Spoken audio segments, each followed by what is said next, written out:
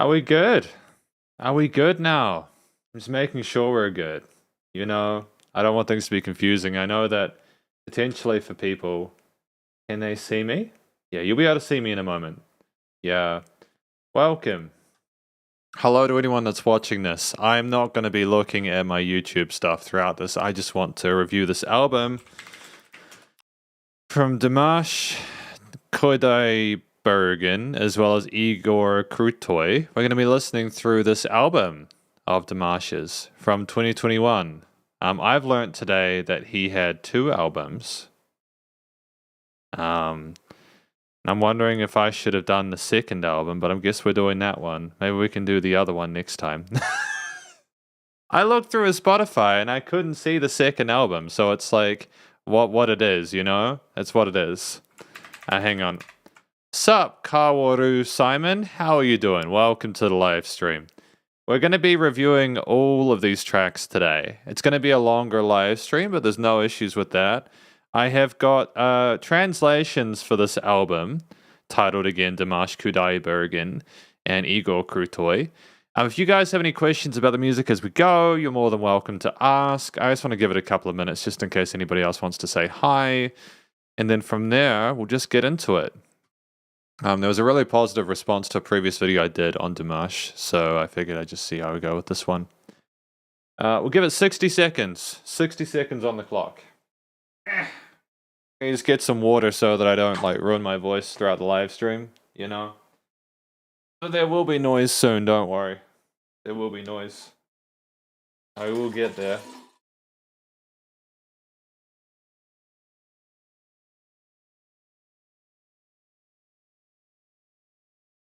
At the very least, it'll be good to check through this as I live streamed before my 2-week break off of it because I'm moving house, so that should be good. You know? Okay. It's been 60 seconds, we're gonna get started, okay? So the first track off of this album is titled Love of Tired Swans. So let's just do it. Let's just get into it, shall we? Love of Tired Swans. There we go. Put some lyrics up for you. There we go. I can't understand this language. Hopefully you'll know what it means. You can tell me about it in the comments. Go start with the synths and keys.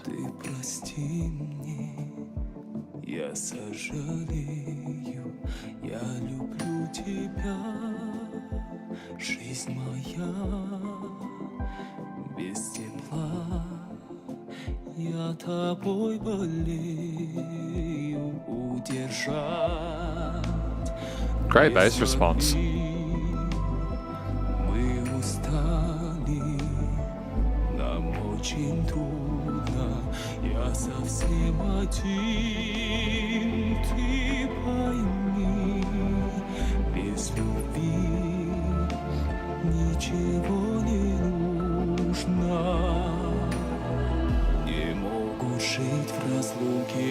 Oh, right, because he goes into his mid-range here, right? Just so that you know, I have actually heard this song before. I'm familiar with this one. It's a very famous one of Dimash's, as I understand it. It's beautiful with this symphonic back accompaniment, though.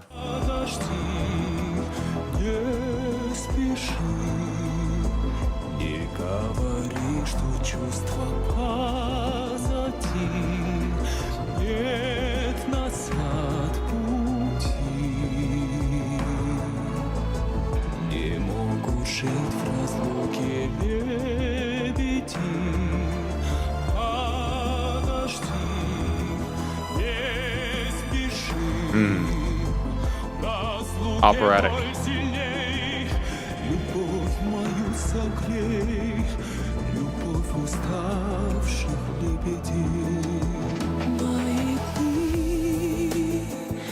See, it's hard to... I keep forgetting that Dimash can just go up into that range so effortlessly there, into that falsetto. It's stunning. And the smoothness of the backing behind it really just lends itself to be sort of like dreamlike, doesn't it?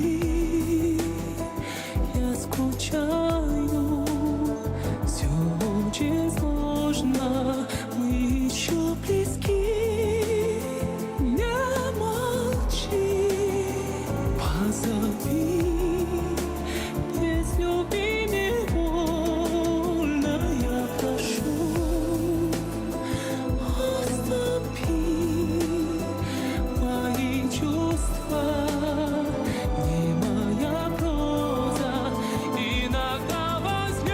Yeah, beautiful belting it out like that.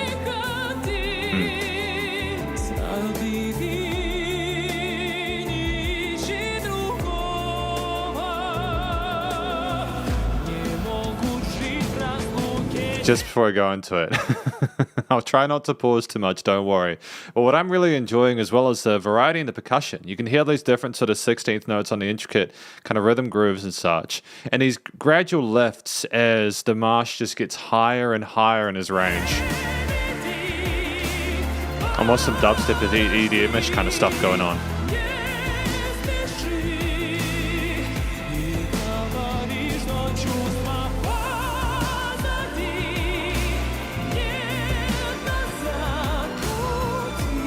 Oh, beautiful, angelic.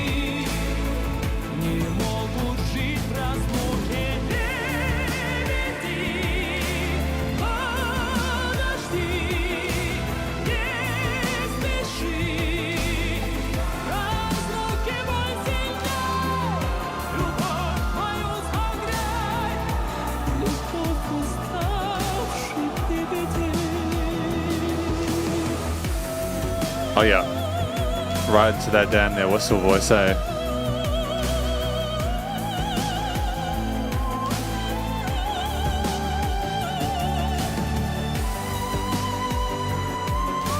I mean, it's stunning, for sure.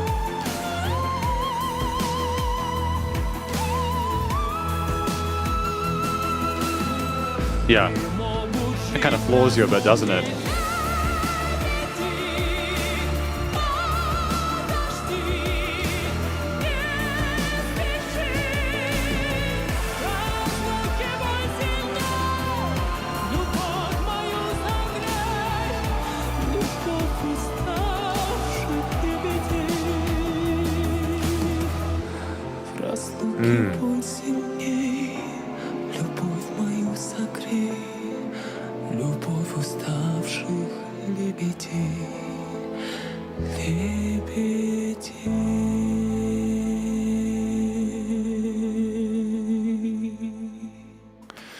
I'm sorry to hear that. Who do we have here? Who is this? Who do we have? I'm going to go to DeepL and translate. That is Kutaku Konda. I apologize, Kutaku Konda. I'm not sure why you're not getting these notifications. Yeah. I suppose you can blame YouTube, I guess, but then I'm guessing also... yeah, I mean, I'm trying to remember if I had it on the Discord or not. But yeah, basically, what you can do if you're unsure if I'm doing a live stream or not, I think I typically try and have the live stream scheduled somewhere. So they're either on my Discord or the link in description, I hope. If not, I'll put it there after the stream. Or they are in the YouTube live stream playlist. But what a track. What an opener, stunning range from Dimash, lots of varying kind of like approaches to those different lines there, showing you exactly what he's made off the bat. But it's also these kind of EDM-ish kind of synth stabs, the bum, bum, bum, bum, bum, bum, which is just catchy as hell, dude. The strings have such a great emotional sway to them, lots of variety with the percussion and the samples and stuff like that, which offering sort of like a dubstep-ish kind of undertone there, which really kind of allows for like a sense of oomph to it and beauty and grace, and just lots of other little pretty examples there. Some interesting music theory and composition proof there with like the variation of chords maybe outside the key signature, or so, so maybe some parallels or some chromatic notes in there, some unconventional, some kind of unconventional decisions there with the songwriting and phrasing of it, but nonetheless very enjoyable, So I had a great time with that first track, and hopefully you guys did too. Welcome to the live stream. We've got Shin Yida. How you doing, Shin Yida? Welcome to the live stream. This high note reminds me of the Fifth Element. Absolutely. No, I can totally imagine that. By the way, I did have a look for lyrics for the album. I found some lyrics for some tracks. I just figured it'd be unfair for me to translate some tracks but not others. So I'm kind of doing a blind listen on this one. If you guys can let me know as we go along what you think these tracks are about, that'd be great. DeepL is telling me that this is the love of tired swans, so I assume it's about the love of tired swans, whether literal or figurative.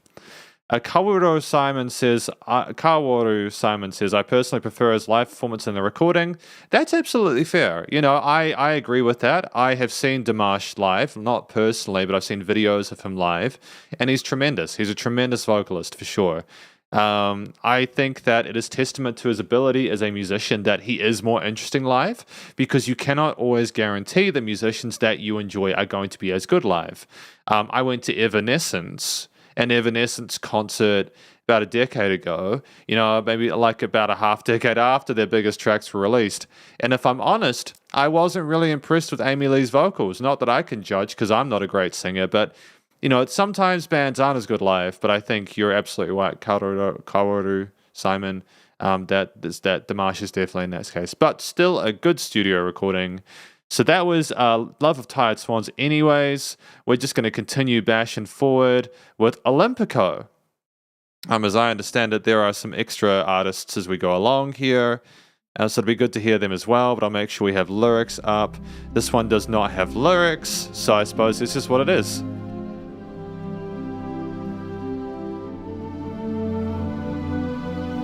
Olympico. Wonderful string section here, great. Sense of grace to it, you know? I will give that a like, though.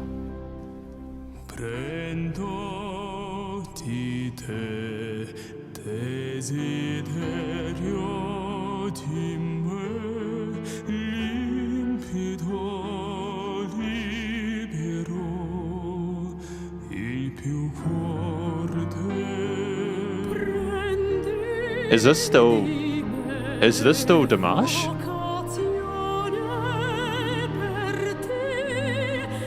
This isn't Dimash, is it?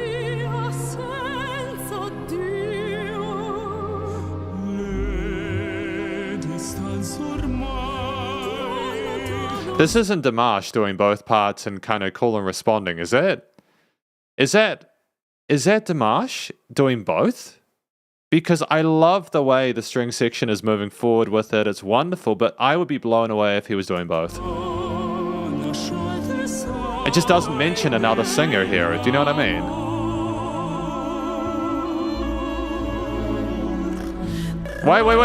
Wait. Oh, no, hang on. It's on random for some reason, so I wasn't even listening to track 2. I'm sorry, everybody. Olympico, track number 2. I don't know why I had it on random. I don't know why that happened, but we've fixed it now. This is Olympico. Sorry. Yeah, we're back. We're at track 2 now, okay? Sorry, that was totally my bad. Olympico.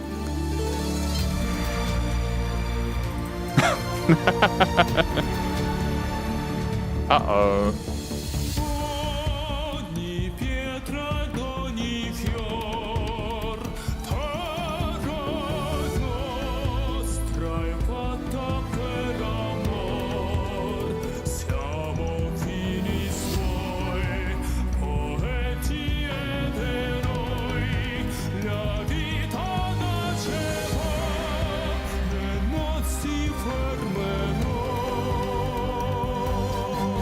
I mean, like, I love these operatic vocals of Dimash's, like, very stylistically appropriate with the, very stylistically appropriate with the rest of the elements in the mix and the arrangement.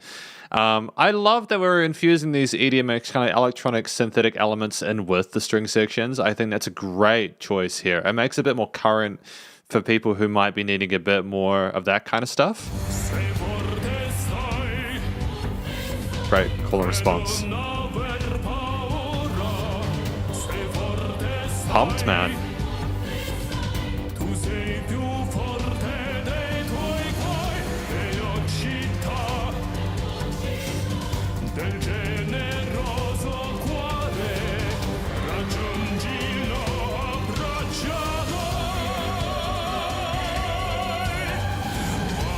Oh, the power.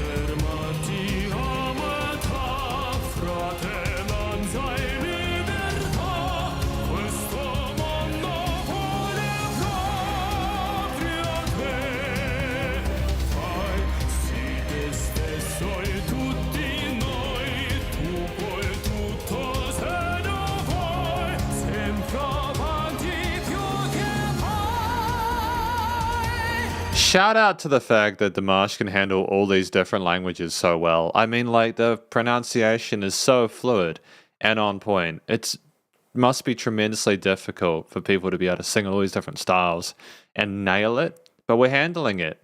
We're handling it. It's great. I think we're going through a lot of the different classics within this album, if I'm not mistaken, with Olympico and Ave Maria and etc. And I think that's splendid. It kind of lets us know where Dimash came from, potentially, you know?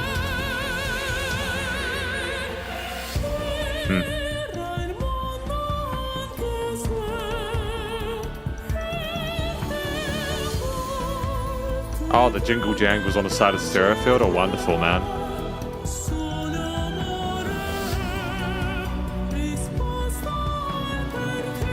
Oh, that minor turn's fun. Sup, Andreas? How you doing?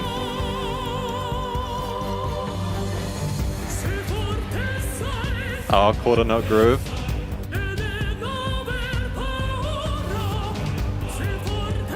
Dum.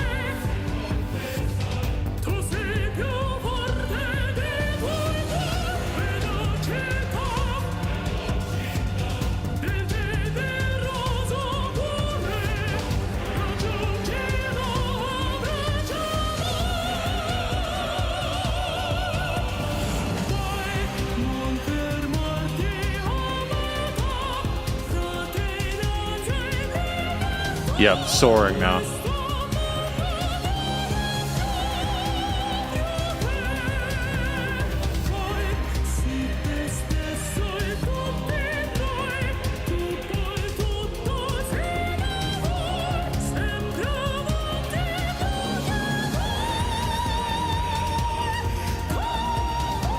Ooh, buddy, that's high. Whoa. That's mind-blowing. How do you even do that? How many octaves can he hit? Because the accompaniment behind it with the synths, with like the orchestral drums, the chord notes pushing us forward, the synth arpeggios and sequences, and the backing vocals as well are so charming. But, you know, Dimash is just taken center stage. Such attention to detail.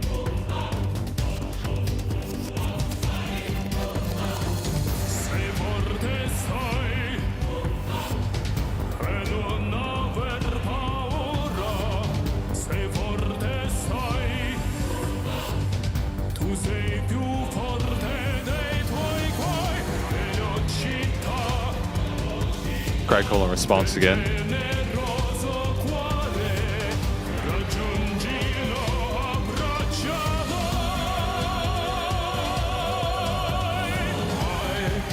Again, back to the chorus, I suppose.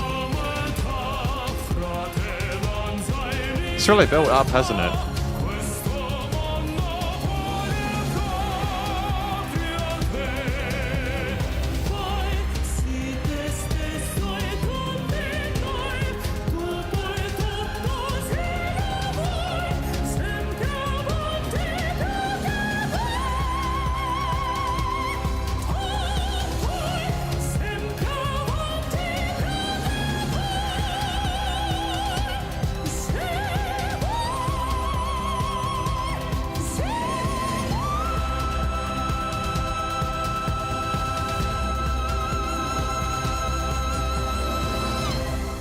Ooh.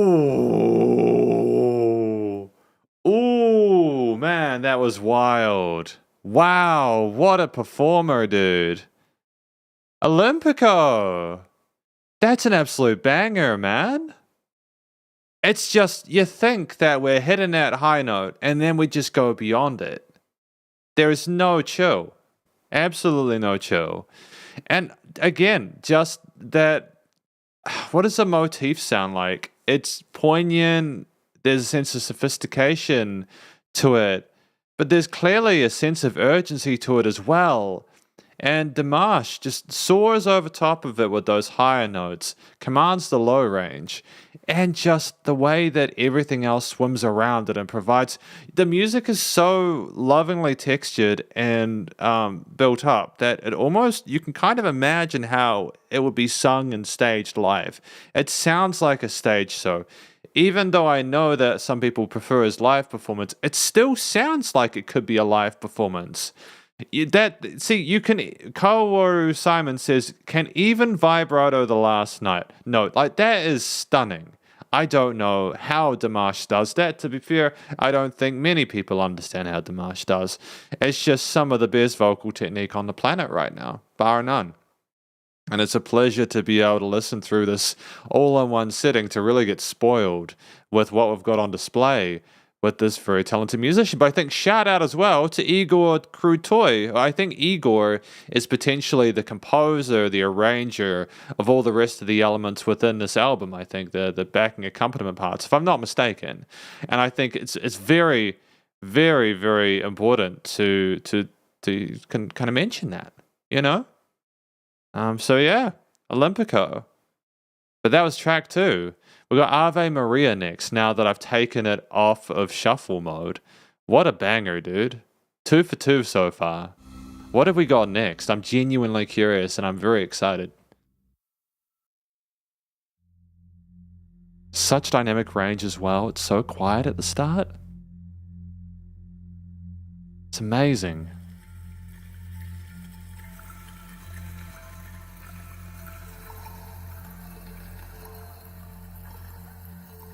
And what is this?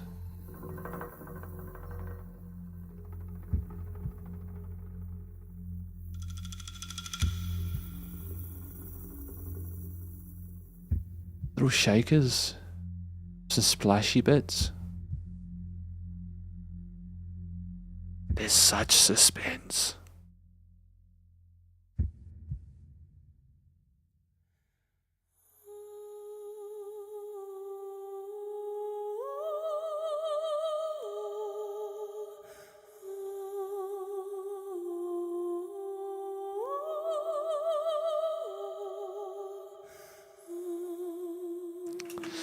Shin Yida, I'm hoping that the English auto captions translate this directly.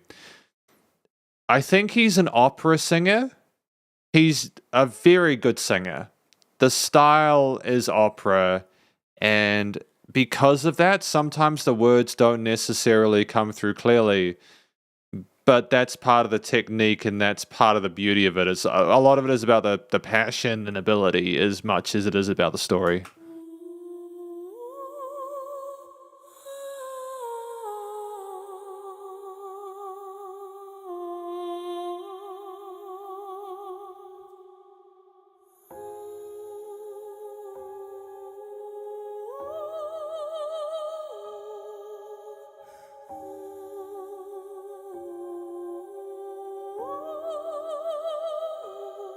The control.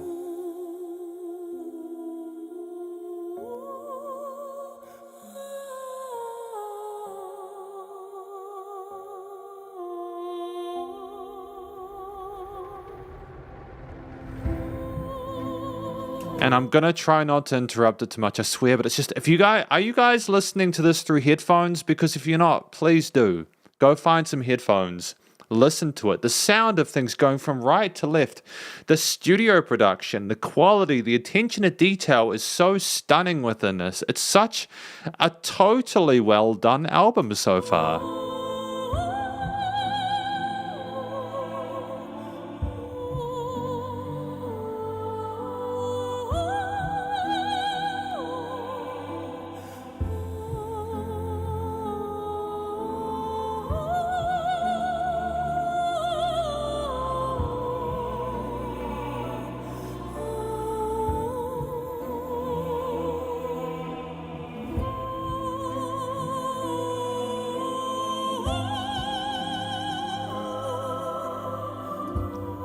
Great use of choir behind it,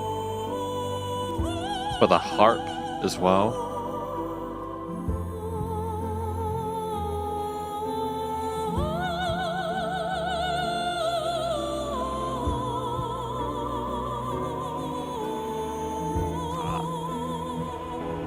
Andres, all of it is his voice. Like, I get it. It's so mind-blowing, but all of that is Dimash. He's got one of the widest vocal ranges I've ever heard in a singer. He's famous for it. And it's just, yeah, it's just mind-melting what they're capable of. And I'm not fanboying. It's just, as a music reviewer, I can really appreciate it. Great modulation here. Say head voice.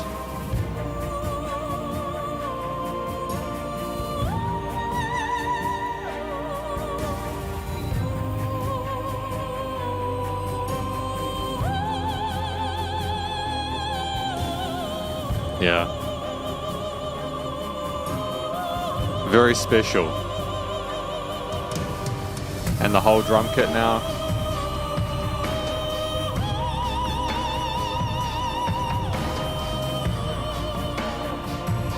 Brass.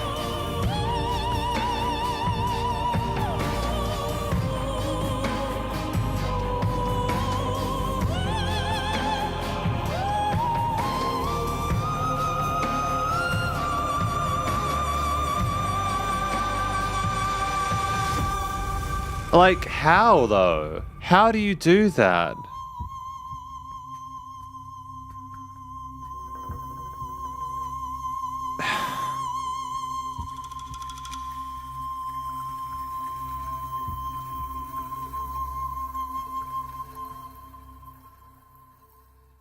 So several things, really quickly. Yeah, all of it is Dimash's voice, as I mentioned. I love the reverb tails, the effects chain on Dimash's voice. The way that there was like a great sort of resonance there, a really airy kind of resonance there that did fit well in amongst the like little kind of drums there and little shimmers we had at the start of the track. The control of the volume is ridiculous. Like, to be able to get the vibrato on notes from that quiet and just raise them up like that. Guys, like, for real. Bottom of my heart, this is some really special stuff, and I don't know whether I'm just getting too emotionally invested into it, but it's just also the development compositionally on Igor's part. It's just sensational how we had little buzz rolls and string parts, and we had the industrial drums with the filtering coming in at the last third. We've split the track into thirds, that bell curve there, the dynamic range to the recording where things aren't the same loudness all the time, and there's great amount of trepidation and uncertainty because of it. You don't know what's coming. It's Dimash making it his own, and it's just, I have not felt this excited in an album review for quite a while. It's a different excitement to like stuff that I've heard, you know, from like the Wang Feng album last week, for example. It's a different kind of excitement. Well, I appreciate that music, but this is like bordering on something I have never heard before. And it's just, yeah, have another listen after this. Basically, the point of these live streams is for us to listen through the tracks, with me occasionally being a pain in the butt without meaning to, and pausing, so that you guys can go check it out in your own time. It's just I'm so glad we're listening to this today. Ave Maria, absolute angel on earth, and the backing is keeping up with him. Splendid. Track number 4, Stranger, with vocals for this one. With lyrics.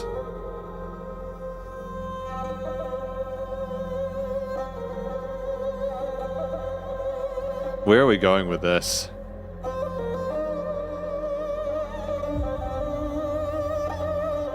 What a phenomenal string instrument.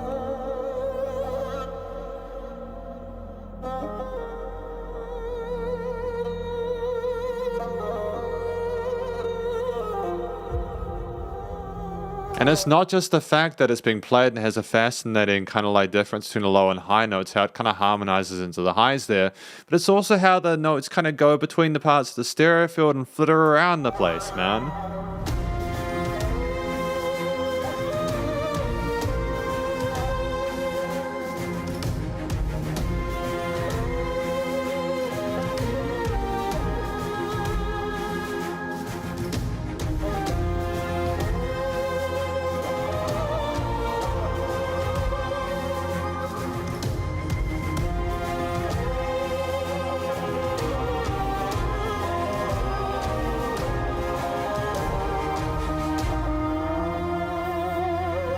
And there's just so much this is the strength of this song's album placement, this track placement.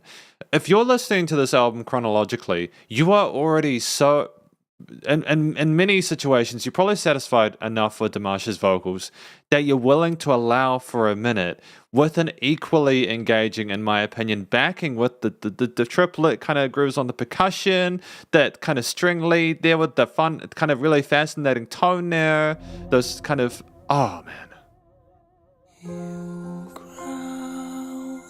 And he does, Jacob. He does sing English.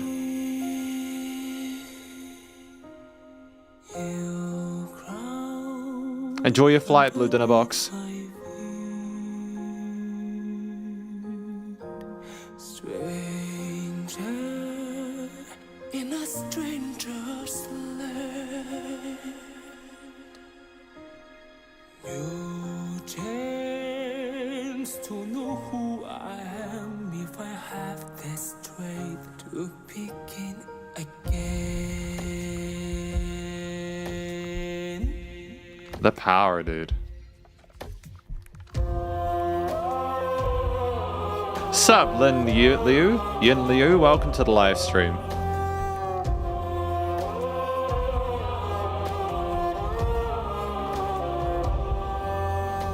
Somewhere in my heart, in ancient times, I wandered through these valleys. I have climbed them on this hill.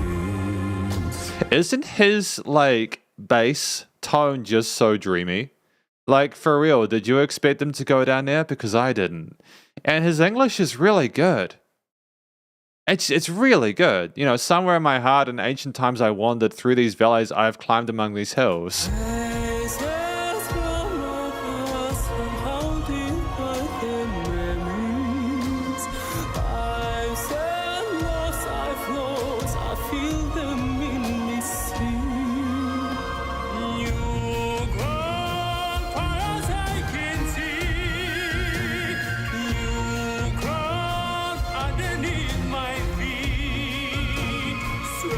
Great change of time signature there.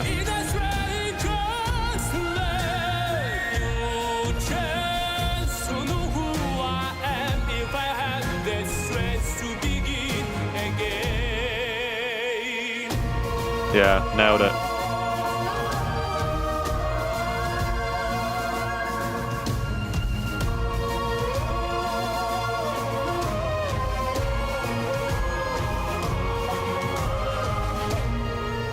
I just want to pause here to sort of appreciate the fact that now that we're comfortable with Dimash's vocals and not necessarily being the focal point all the time, just the strength of the things behind it, like that melody, da-da-da-dum-dum, is relatively simple, but it's the way that the different sort of string elements and the woodwinds interact with it, how they play it, and then they loop over each other, how we mess around with time signatures as well, like in the last part of that verse, how we are kind of moving away from maybe the safe boundaries and barriers we set up with ourselves for like a more palatable listening experience earlier, and now we're messing with the listener's expectations and just doing some really cool stuff. It's great, man. Yeah, the Middle Eastern element influences absolutely Jacob. Yep.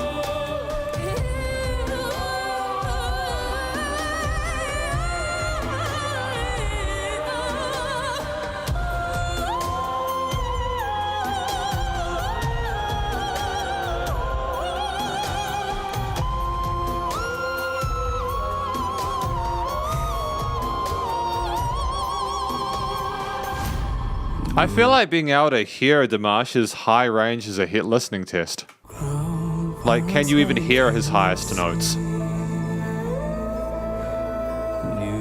ground underneath my feet. Stranger in a stranger's land. New chance to know who I am if I have the strength to begin. Yep. Key change. Triumphant.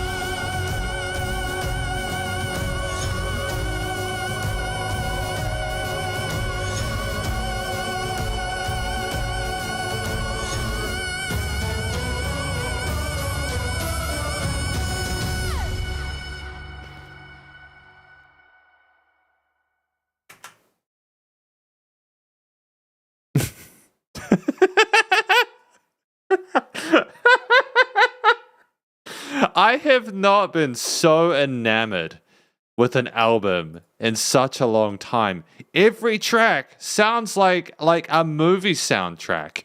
You can imagine it being in a movie, and the vocals are just...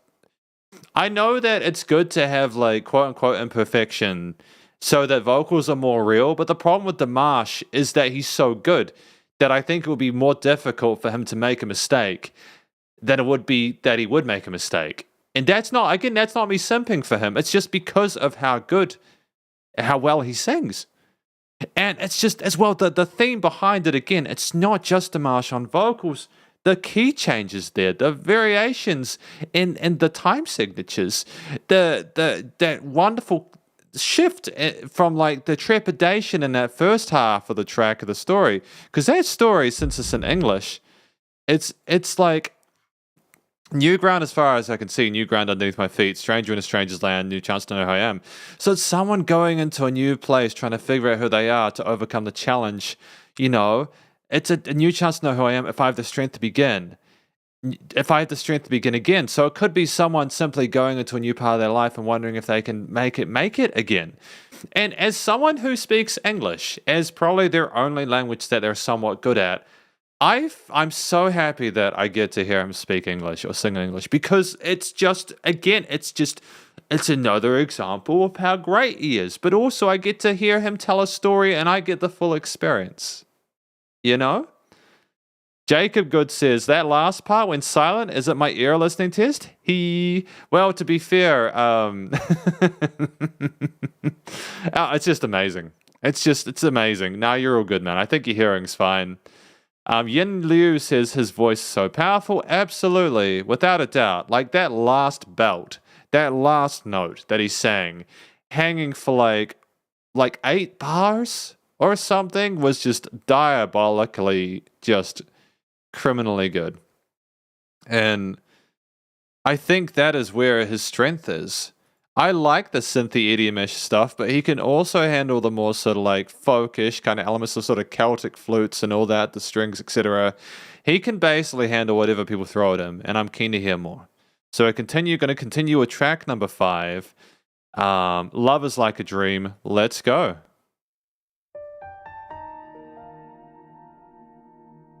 This is Cyrillic, so am I to assume that this is like... Yeah. And keys again. And the wind.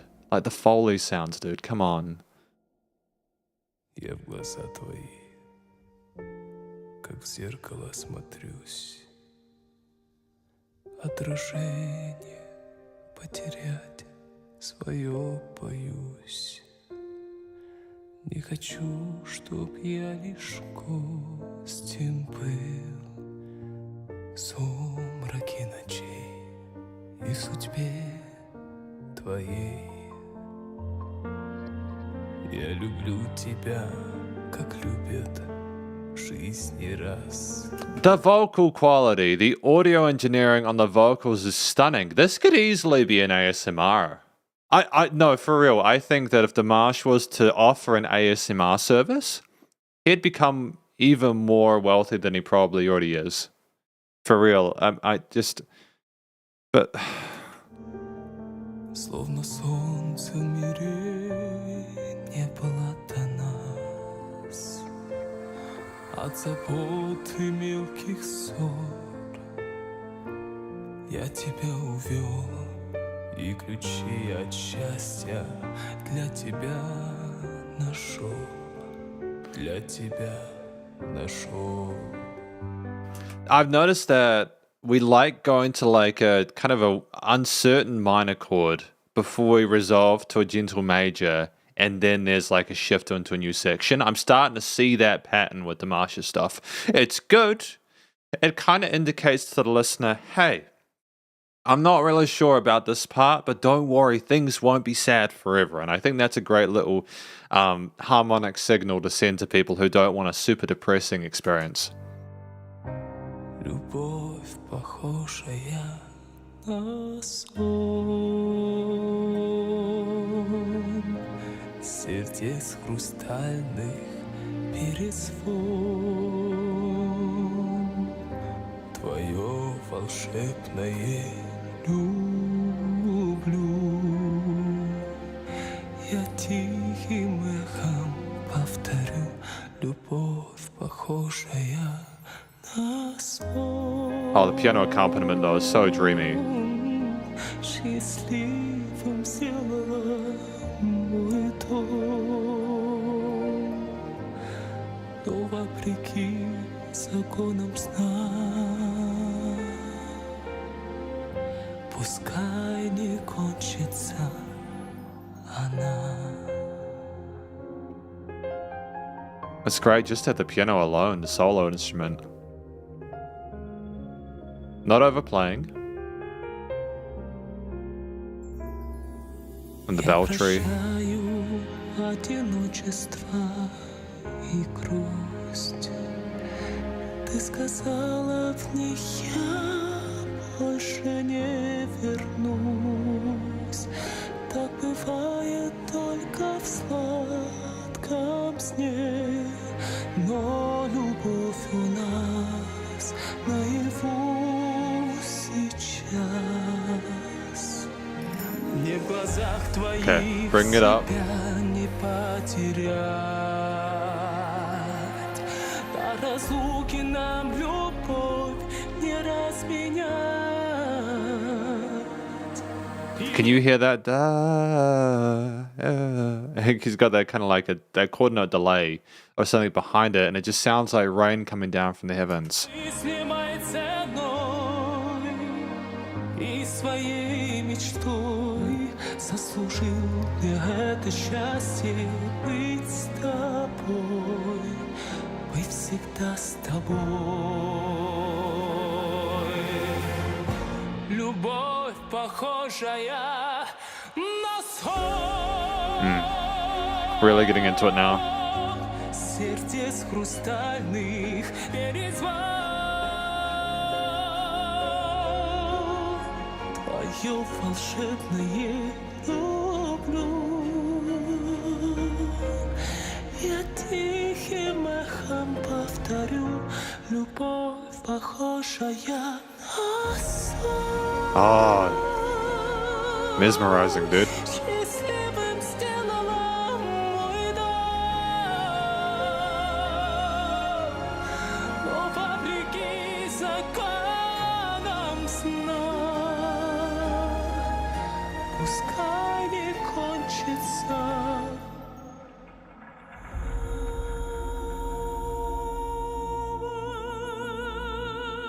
I mean, like, I hate to interrupt. Just because Dimash doesn't really give you a chance to pause in some of these tracks. I think that's by design. It's better for listeners to be carried through a track rather than for them to be pauses, which is part of the reason why people get annoyed at me for pausing. But I have to talk about stuff because otherwise it's just me listening to the music, and that's not fair use. So I get in trouble for that. The only reason that YouTube uncopyright blocked my Shang Yusheng one is because I have a channel where I do a lot of pausing. So YouTube see, oh, he's reviewing it, so it's fine. That's the only reason I get away with that. I got my copyright block removed, but yeah, it's just there's a phenomenal journey that we go on with each of these tracks. And Jacob is saying, I think his voice is meant for fantasy grandiosity and epic streaking styles. I'd absolutely agree with that. I think that's why we're going for these huge moods within this track, in this album. Makes a lot of sense.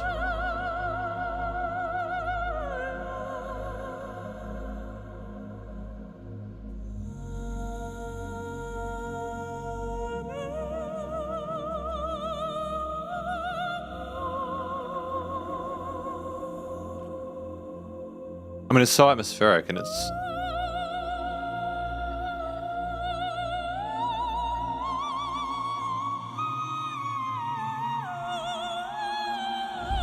It's not just typical minor scales either. We're working with some harmonic and melodic minor stuff here. We're twisting and turning and trying to sort of like lay aside listener expectations. We're playing with stuff. It's good fun.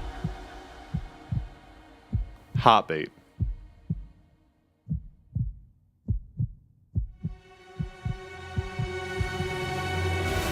Любовь похожа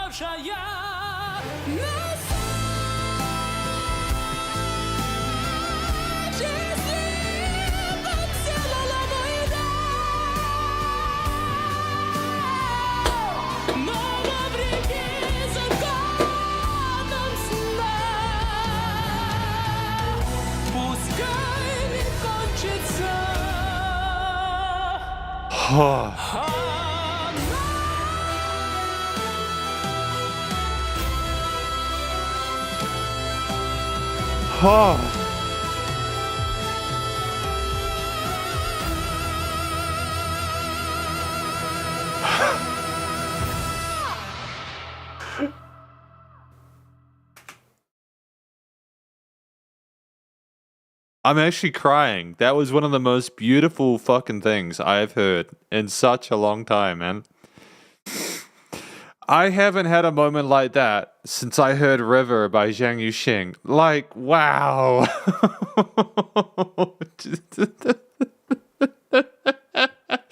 And it's so, this is what I mean about the Foley stuff, right? You have the heartbeat go back up, and then the person comes back to life, and you just get one of the hugest outros to a song. And it's just, wow. It's just, wow. And everything comes together. You got like guitars, drums, the strings, etc. And it's just mind-blowing. And I'm trying to stay relatively balanced emotionally because I have to try and be as excited as I'm going to be about anything I've heard. But the song, what I loved most about this track is that it treated you with respect and it just allowed you to put the pieces together and it let you get enveloped in it without trying to do anything to kind of trick you into becoming interested in it. It's sensational. I have heard all the tricks over the years, just before we go into the next track. So many different tricks from so many different musicians, ways to kind of keep the listener engaged, quote unquote. They just made phenomenal music, and Dimash was given the keys to the Ferrari, and boom, we have this. Love is Like a Dream. 5 for 5. Oh my goodness. Wow. I think this one shows vulnerability, says Andreas. Absolutely.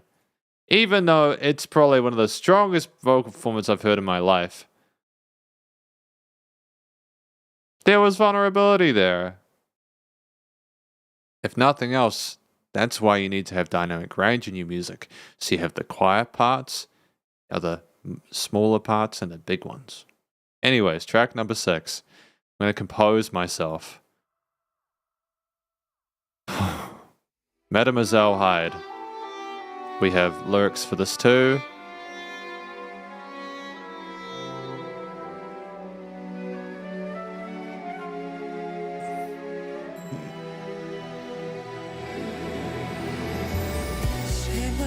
Right.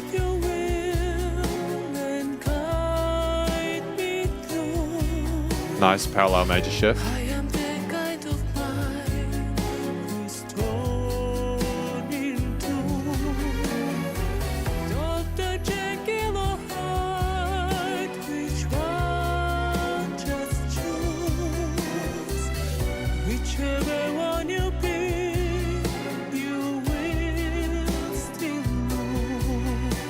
There's such a sense of whimsy with this one. It sounds like you're kind of getting to a horror film, but it's also like the Dance of the Damned, you know, that you know, you don't really know you're screwed until it's too late kind of vibe there with the strings, the really authoritative drums, you know, the bass line kind of rolling things forward, the playing with expectations on the part of Dimash with the vocal lines of the melodies.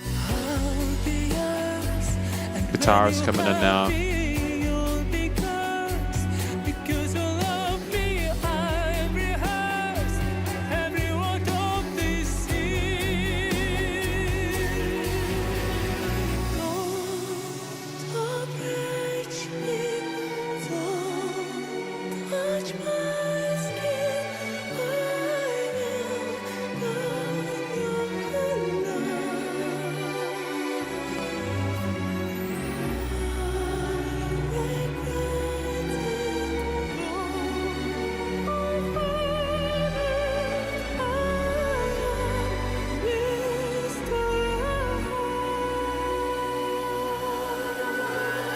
No one knows how he has that female timbre. Some people just have an insane ability to modulate themselves to be able to do that. You know? They just have that insane ability. So I suppose if you've got that range up in that corner, maybe you're able to kind of make it a bit more breathy, a little bit more intimate, and kind of get yourself over the line.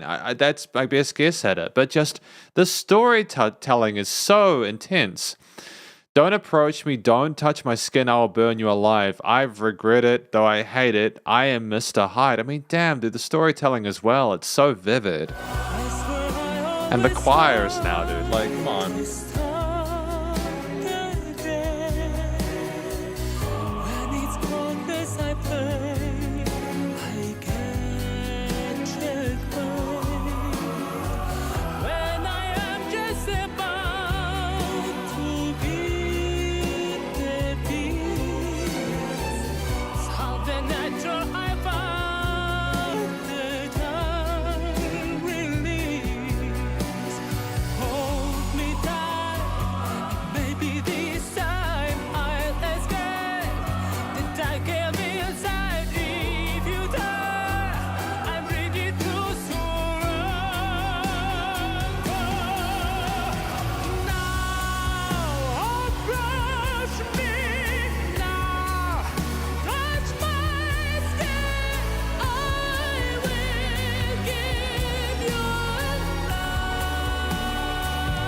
Great development here with the hook line.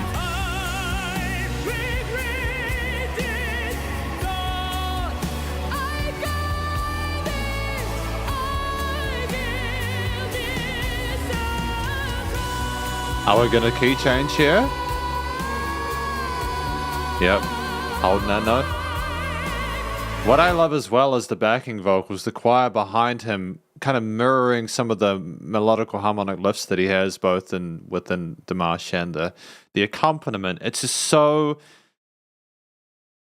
it's remarkable, really. I mean, like, I don't know how long it would have taken to write and compose this. I would imagine they would have actually gotten an orchestra involved.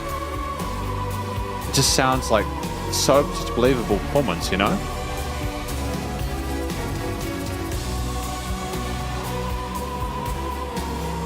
He is left to consider the implications of what you've been told in the story.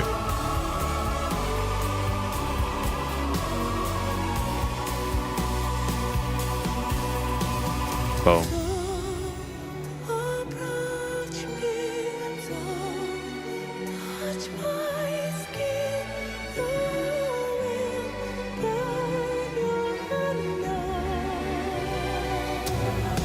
Oh, the drums. Yeah. Simple mill.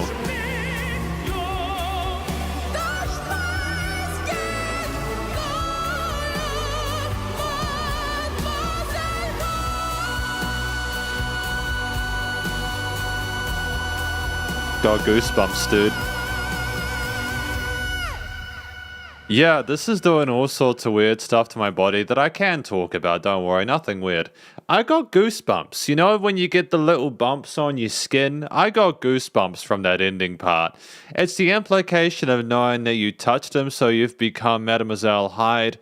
But it's also like the string revolutions there, the flurries there, that really simple drum fill that just kind of it's pushing against the limiter and the master chain. It's so loud and so heavy at that point. It's such heavy music without needing distortion or growly bits. It's really heavy and full and vibrant. And it's just, again, the dynamic range going quiet to high and other things. There's not a note out of place with the instrumental performance. There's interesting phrasing of the different lines. We're not just sticking to groups of 4 bars or whatever. And Kay says, reminds me of Zhou Shen's many voices. Well, yeah, we just had a moment there where, like I was saying, that previous song, I have not felt so emotionally touched by a track since I listened to Love Is Like a Dream. The last track I felt like that with was River by... Oh, no, I'm making the cardinal sin here of getting the names confused. Zhou Shen with Big Fish was pretty dope too. I want to review more of Zhou Shen.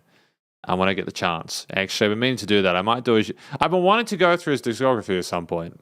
But anyways, look, that was a great track from Dimash Qudaibergen and IGORЬ KRUTOY. We're practically at the halfway point now, so hopefully you guys have been watching, have enjoyed the review so far. I certainly have. I've had a great time. I don't think there's been a weak track on this album so far. The next track, number 7, is No. So let's continue with No. K-N-O-W, by the way, not like no as an N-O. But anyways.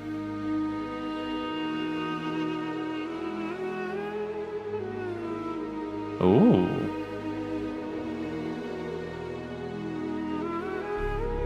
Oh, the bass response with the string side, string section. Really interesting woodwind lead.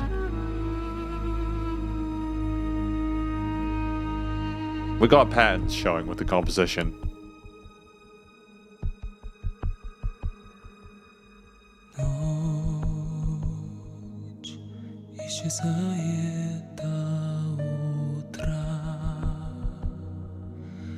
Мы с тобой два беглеца, убегаем от себя. Я слышу шорохи, шаги, нежный шепот вопреки. Great call and response there. I've said that a few times, but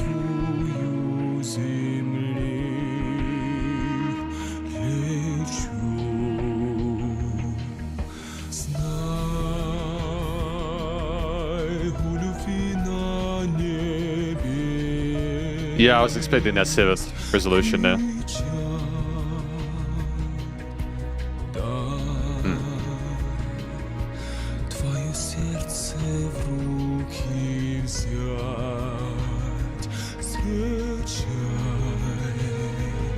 I think that it's a deliberate choice to get a bit more kind of body in some notes and a bit more head voice in others, just simply for variation throughout the track. I think the risk you have is when you're a very good singer is that if you're doing an album, the listener can get used to your highs and lows, and it's kind of like, how do you possibly excite the listener if you've already given them something really big to kind of cling on to, and then they're like, right, where do we go from here, you know? So I think part of why Dimash is a little bit more kind of like conservative when they're not doing lots of crazy, awesome stuff, is that it's simply just trying to keep the listener engaged and not overwhelmed. Or the worst case scenario is the listener becomes apathetic because they've already heard more kind of like insanely technical stuff, if that makes sense. Great balance there, you know?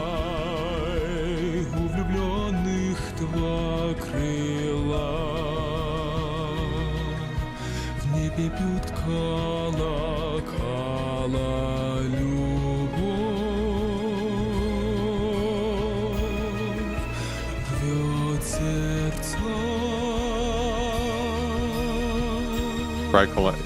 I'm sorry, I keep talking about call and response as well. I just love how the instruments follow up on what Dimash is doing.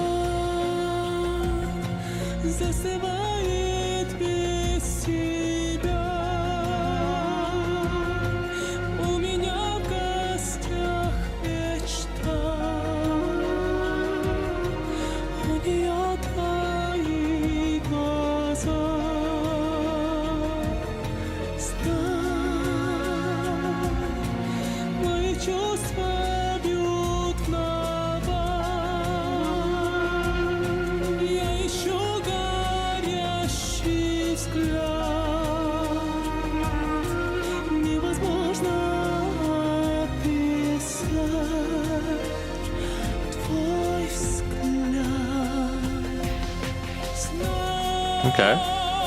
Bit more. Oh.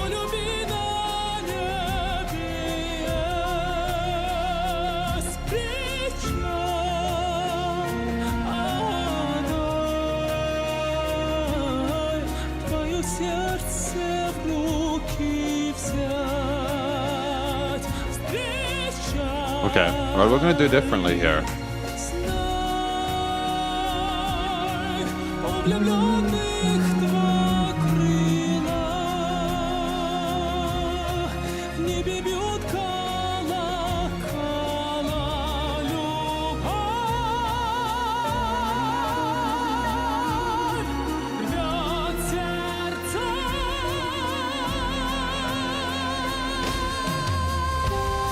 Okay, fantastic sub drop then.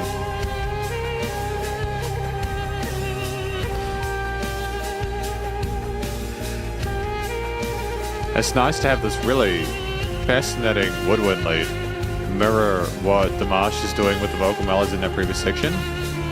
Great way of continuing it whilst not making it stale. Unpredictable amount of bars.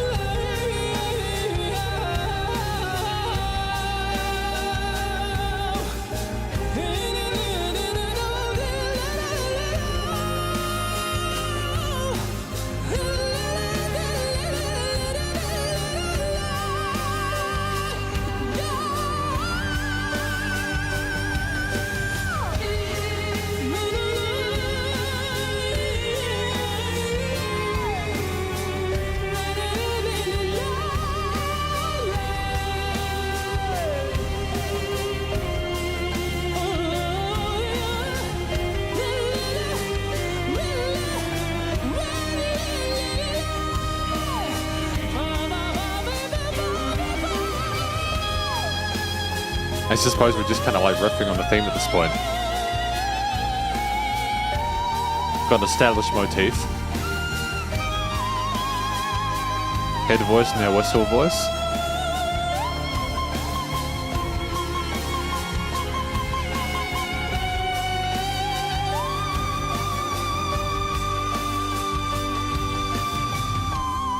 Yeah, great resolution there tonally. It's great to have the piano mirror and fade out with it. With those industrial synth elements or the mute filtered bass as well. Drums, I mean. I'm a little more ambivalent on that one. I don't know if they were necessarily the massive highs and lows I was expecting as the previous tracks. I don't know if I felt as much of an emotional connection to it. I could be getting to the point now where like I've heard a lot from this album and I'm like, I enjoy it, but also because I've been so spoiled up until this point, it's like, what more can they throw at me to really kind of like be like, wow, this is a new thing and you need to be like blown away by this. I think that the theme for, I mean, this is one of his bigger tracks as well. So because of course I basically at this point am effectively a contrarian. If I like something, it's typically not as popular. Like the fifth song is one of the least played tracks on Spotify, for example. This one is the most. And it's the one I'm sort of a little bit more sort of apathetic to. Maybe it's because, how would I describe that? I mean, clearly it shows off Dimash's vocal technique. Clearly we have someone who is capable of singing and was very fluid with their different melodic ideas there. Not only told a story, but also used their voice as an instrument within the arrangement with the interesting woodwinds, again, the strings, the bass, the drums, etc., any other sort of synthetic layers. And there was a sense of lack of predictability with the structuring of the various parts of the element in regards to how many bars they went for, etc.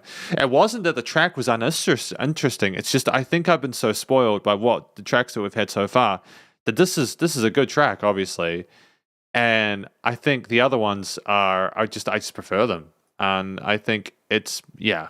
So I suppose that's the kind of twist, right?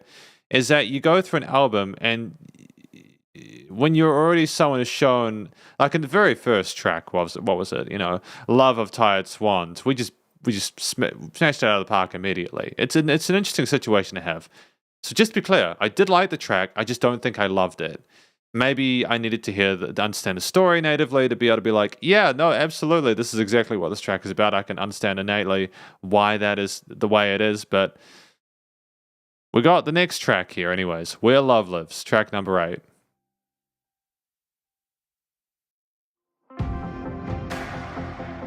Oh, a little more chilled out and interesting combination of synths, guitars, bass, pads. Если однажды кто-то попросит рассказать, как Great, научился airy tail я on на that decay on that snare drum. Я на вопрос не найду ответа, только в глазах, где нашел небо я. Все готов отдать, I think there's something really stunning about the way that we instantiate a chord progression or like a concept, and then we kind of like flow downwards a little bit, and there's a little bit of trepidation. We just don't really know where we're going. And then Dimash resolves like the minor either in like a straight triad or in the extended, and it just makes everything better again. Not that there's any sort of like harsh elements in the arrangement or composition itself. I think that it's really palatable. It's damn near easy listening. It's more like listening to Dimash and keeping up with all the adventures we go on there vocally is more of the challenge within this. Not that it's a bad challenge, but like чаще солнце не погаснет, если ты со мной, есть крылья за спиной. Там, где живет любовь, great shit. так легко и просто. Yeah, I like it. It's great. It's groovy, man. То, что все сбудутся мечты. Там, где живет любовь, ближе станут звезды. Расскажут нам о том, что это я и ты. Before we continue, I just want to give a shout out to the fact that it's testament to Dimash's skill that people like the tracks that are longer. So this is 3 minutes 51. This track is got 300k plays, and by no means is Spotify the arbiter of quality, right? But like, you know, the two most popular tracks are over 5, and I think that's simply because while I'm enjoying this track and the vibe of it, and it reads more like a single to me than a lot of the other previous tracks, it does seem as if people just want more of Dimash and they love his bigger ideas, and I think that's great. This doesn't have lyrics, by the way. I can't see the lyrics on it Spotify. Kawaru Simon says, first time hear this one. Same. I dig it. I think it's kind of pretty. Я тебе верю, как в нас поверил Бог. Хрупкое счастье держи в ладонях, пусть знает мир, этот мир огромный, что здесь живет любовь. Сердце Yeah, this reads more like an early 2010s EDM single. солнце не погаснет. Not a bad thing. Если ты со мной, есть крылья за спиной.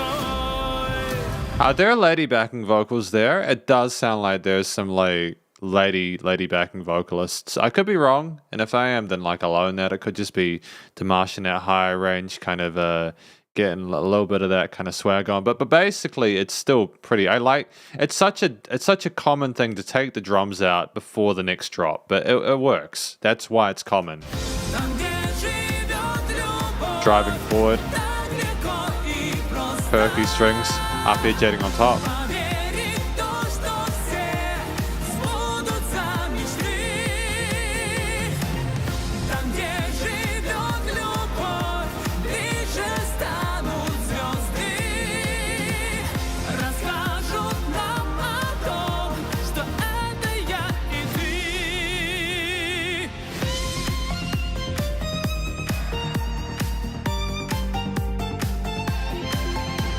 Oh, there's so much attention to detail with the production, dude.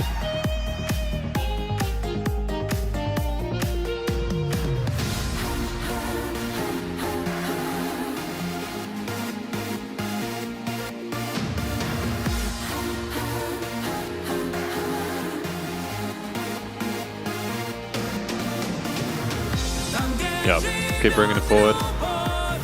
так легко и просто. Поверить в то, что все. Is he harmonizing with himself in this part, or is he double tracking? I'm not sure which it is, but I just think it's huge sounding, and I think kind of you'd need to double track the vocals in a song like this to really kind of keep lifting yourself up, because just how big the kicks are, that the way that the synths and the bass are being done, and just to kind of have presence over everything else, but the side chaining as well. Там, где живет любовь, ближе станут звезды. Расскажут нам о том,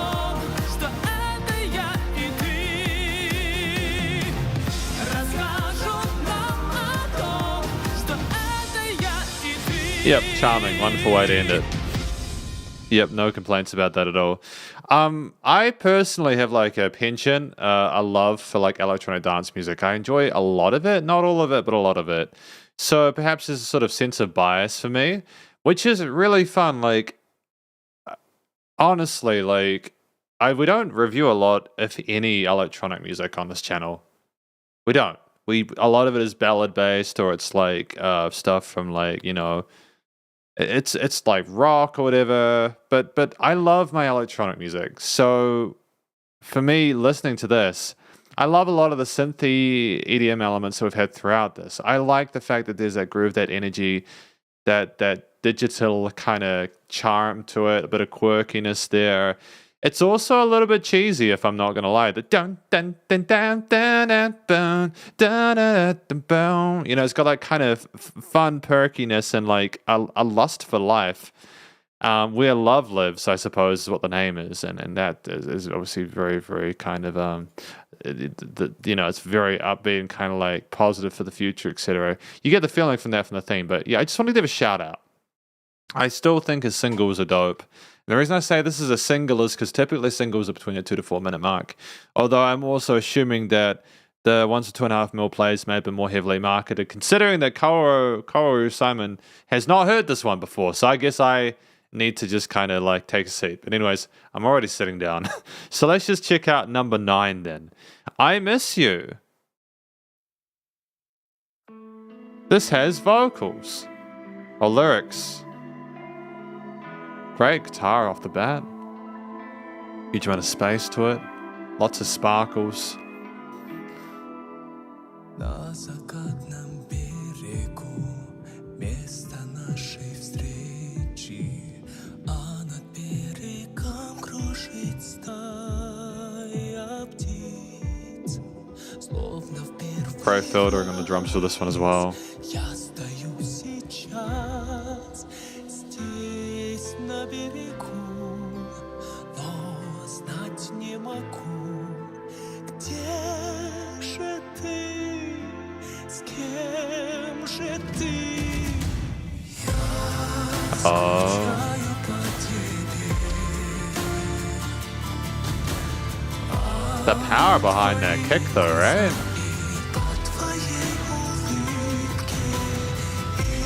Oh, dude, it slams.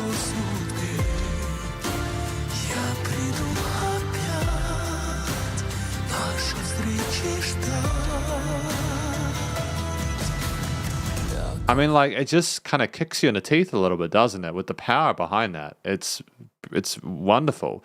I love the percussion in this. I like, with a lot of stuff from like operatic or big singers like this, you get acoustic drum kits. But I think there's a place in having these samples here. It just makes it works well with any sort of synthy or kind of effects change that we have that are a little bit less acoustic. And it's wonderful.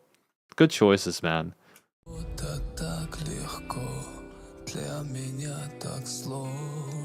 Bluesy influences here are strong and welcome.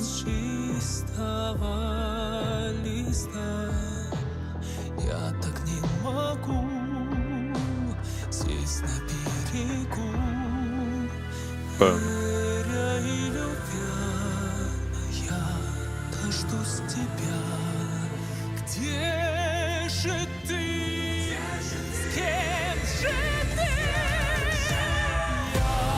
Скучаю по тебе, по твоим глазам и по твоей улыбке, и сюда назло судьбе я приду опять, наши встречи ждать. What I would say, just before we go into the next part, I've kind of been thinking about this for a while. I'm not sure if putting the first track first was like the best move. You know, Love of Tired Swans, because that's one of his best known. Is that simply to get people into the album and to be like, hey, but look at all of the rest of the songs there are? You know? I'm curious to see how we finish this album, because the first half of the album was so strong, you know?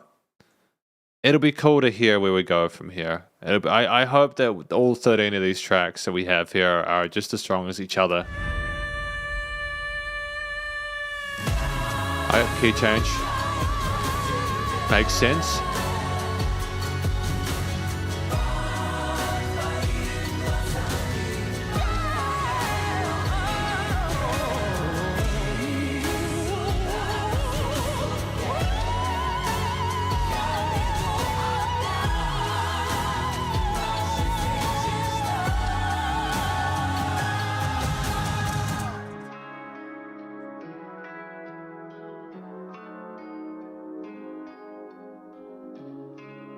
На закатном берегу место нашей встречи.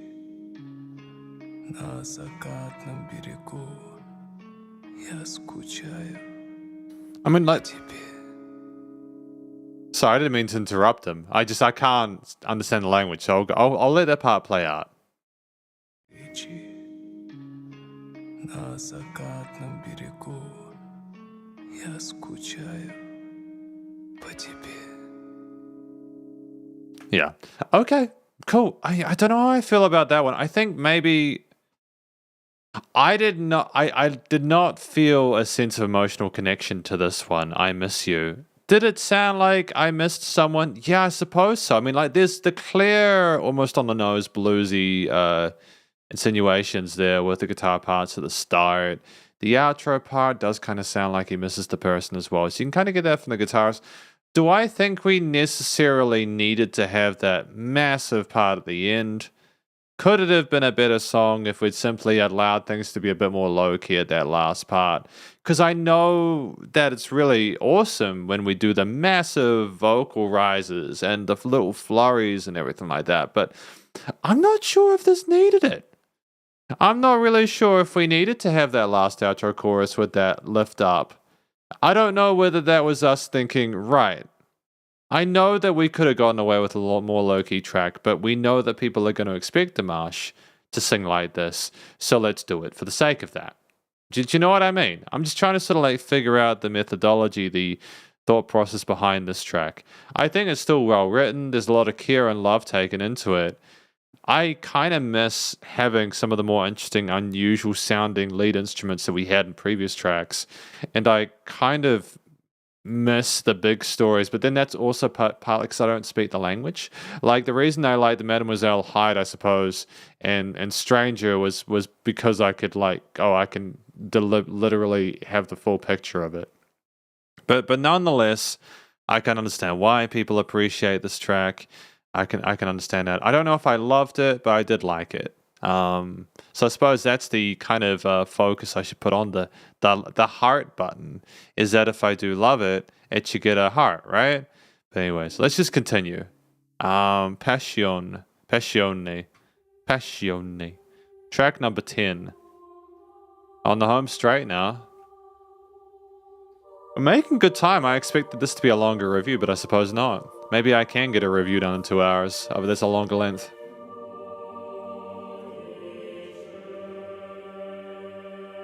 Love the huge choir sounds at the start.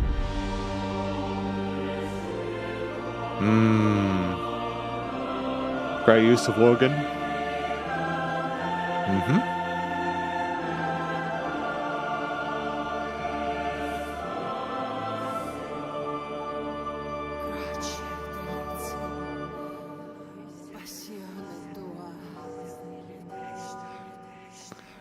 Just the way that the vocals are going around the headphones. I know that for people like listening to this on like a cell phone, or for people that are listening to this on speakers, it might not be as obvious, but just they've put so much love and care into the panning, the automation of the panning of various instruments, the way that it sounds and is designed.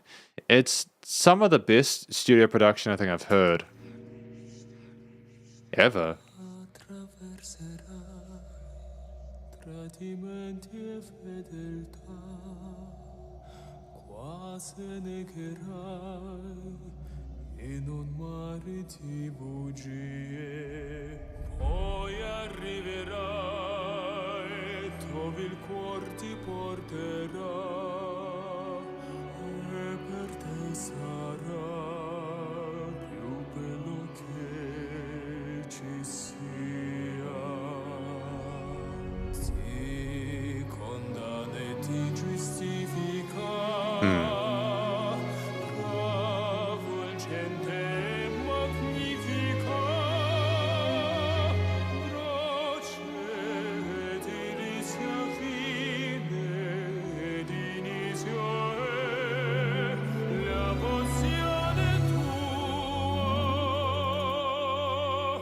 I mean, just, yeah, the harp signaling a new section alongside the wide vibrato there and everything else. The pronunciation of the words in a different language that might be our native tongue. It's just dynamic range, pianissimo approach.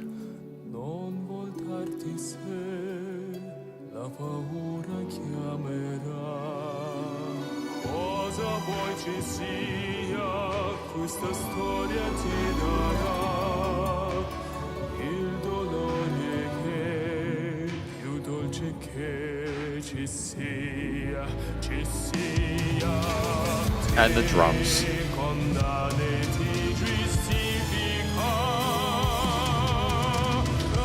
Little note about the drums. I think what they've done to get the quote-unquote power and kind of balls in them is that they've basically compressed the hell out of them so that when they hit, they stab the mix. And I think that's what gives them that really great sense of oomph and drama to the tone, you know?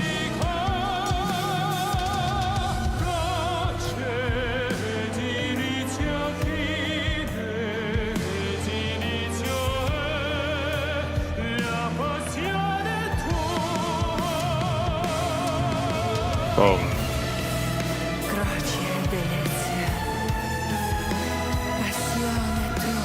Your passion?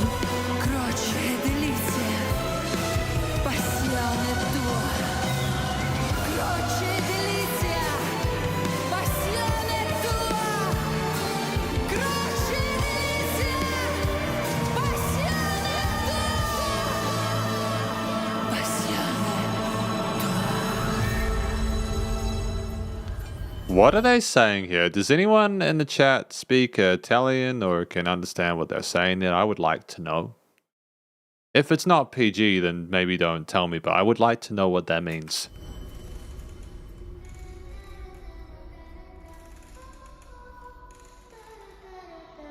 Is that a rocking chair?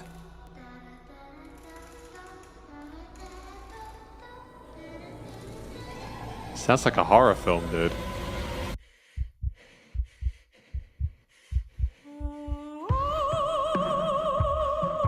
What do we got, man? What are we doing? It's wild stuff, dude.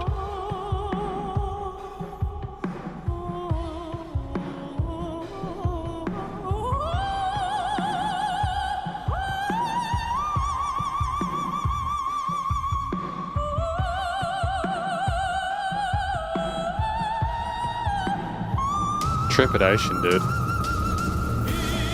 Now, what drama, dude?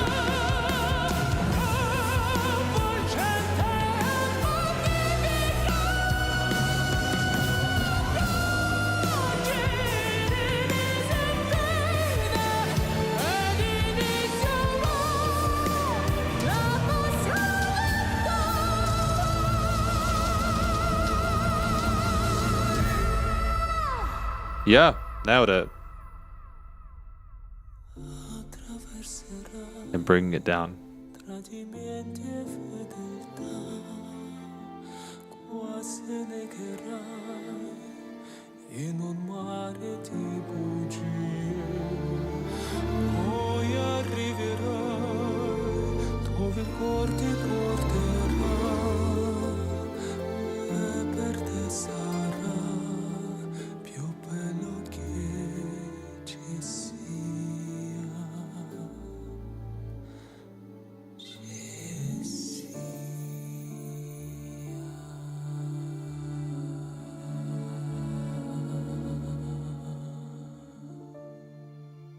Wonderful. Great sense of vulnerability, that vocal performance near the end, and it was just, there was so much power after the Passione Tua part, and just things just went silent like that, you know. Hello, how you doing? Who do we have in the chat? We have Arzen. Sup, Arzen? How you doing? Welcome to the live stream. We are reviewing Dimash Qudaibergen and IGORЬ KRUTOY's album, self-titled, you know. We're up to track 10 now. Up to track 10. We're making some good ground through this. Yeah, I don't know. I don't know if I really felt a massive connection to that one either. I mean, it's not like I'm running out of steam or anything like that. It's just more like, I think I've heard so much incredible stuff today that to be able to really kind of grade it as equal to the previous parts, I just don't know. I just don't know. I'm sorry. Actually, no, I do like the lady voice acting in that interlude part, you know, with the passionate tour. I think that was just really raw and very dramatic and sort of cinematic. I think that was a great choice there. So that's cool. That's cool. No, honestly, like, I take that back. I do quite like that. I think it's simply you got to do something slightly different. You know, have the lady vocal voice, like repeating the 2 lines there, is something on top of the phenomenal composition, the vocal performance. You know, sublime, the studio production, etc. And you're already used to a lot of that at that point. So just got to kind of bring something else to kind of keep it moving forward. So well done. We got Ulysses featuring Ida Garifulina. Ida Garifulina. Hopefully that's not completely cursed in terms of pronunciation, but I'm supposing we'll find out. Just testing, I can pause it. 3 to go.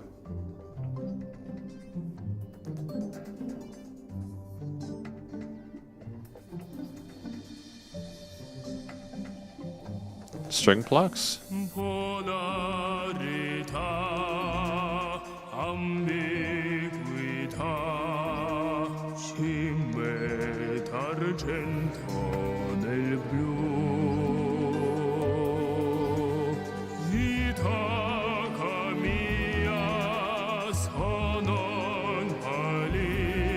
Okay, harmonizing in unison with the harmonies.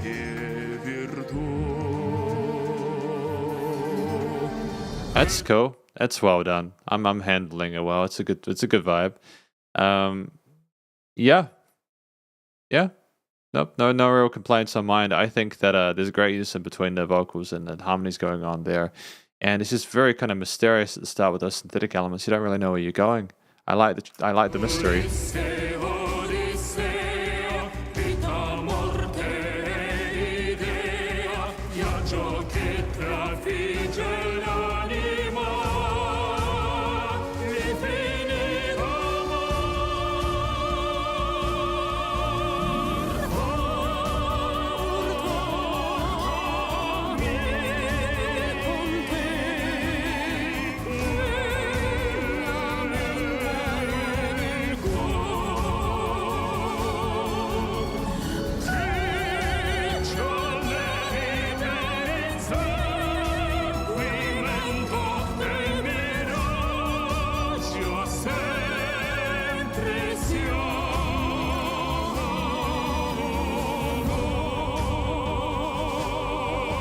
I mean, this is the first track where I think Dimash has been singing with another person, like an actual like collaboration. I think that they match each other really effectively. I think that Dimash is trying to work with Ida in a way that's very productive for the both of them. You know, not trying to take too much of the central stage.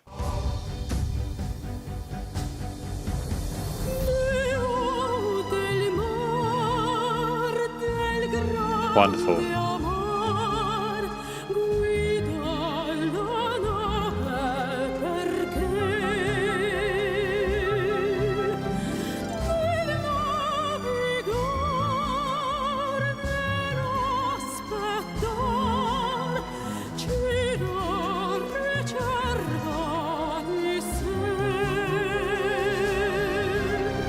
And there's like there's little string flutters, legato sections there, lower string plucks coming in as a call and response there, constantly moving us forward there, a sense of grace.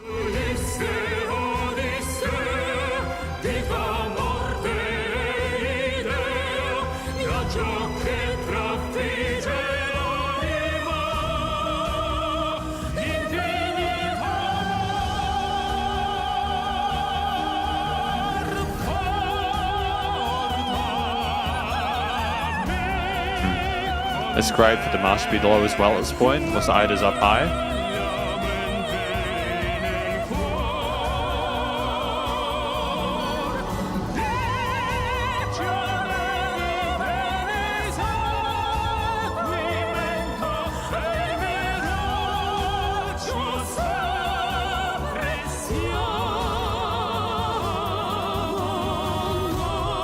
Oh, great major resolution now. And allowing the back to have a moment.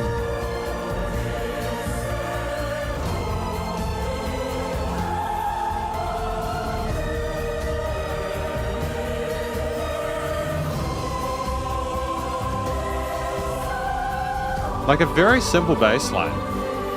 The chords used, the overall harmonies.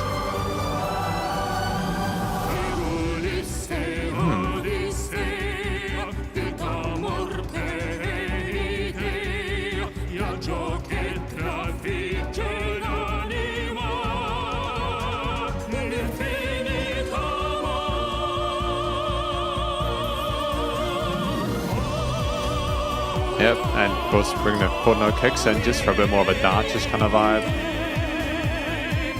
No issues.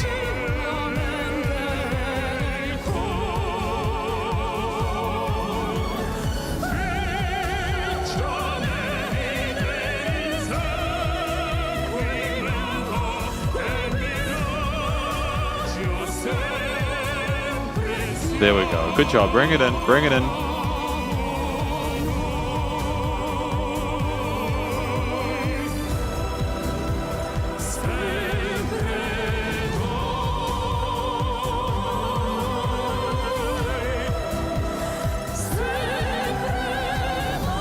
That's a wonderful ending. So gorgeous. Going a step higher as well. Yeah, that was a tremendous choice. I think that it was great. Ida is a phenomenal for Dimash here. They're both really sensational singers, clearly accomplished and experienced within their ranges. But also it's just the sense of all the other elements with like the backing vocals, the strings, the bass, the drums, even the synthetic elements with like the kind of like duff going on later on. Just for a little bit of extra kind of like dynamic emphasis there.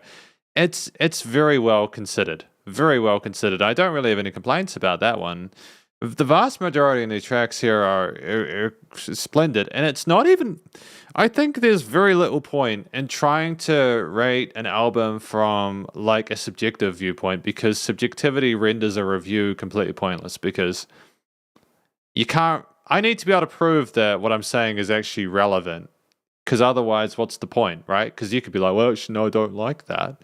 I don't like the thing that you like, and then it's so that's why I try and explain stuff, and why some of these like end of track things take a couple of minutes, because it's like otherwise I just say song good, the vocals great, you got to give reasons why. But yeah, I think it's a good thing to include collaborations at the end, just in case you have people who are like, actually, I don't like him collaborating with us. Well, you have an entire half of the album with just Dimash, despite the fact that Dimash is collaborating with IGORЬ KRUTOY throughout this entire album. But like, to share the stage, it shows Dimash is aware of the benefits of working as a team, as well as doing stuff by himself. And I think that's splendid, really great class act. And we're just going to continue with Your Love, track number 12. What do we got? This one has lyrics in it, so that's cool. It's vocal time. 2 more tracks to go. It's been fun. It's been a good album. Dude, is this a classic? Like 40s or 50s era stuff? Like Bruce, like...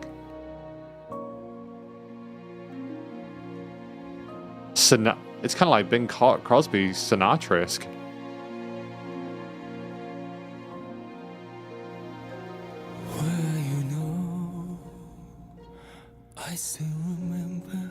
Obviously not the same vocal style, but the times we won, when we were war. Do you recall? Nothing was dangerous. We had the strength to live our dreams, to feed our souls. Now what is left of all this love? sad little violin. That I find against. What can I do to love again? Baby, I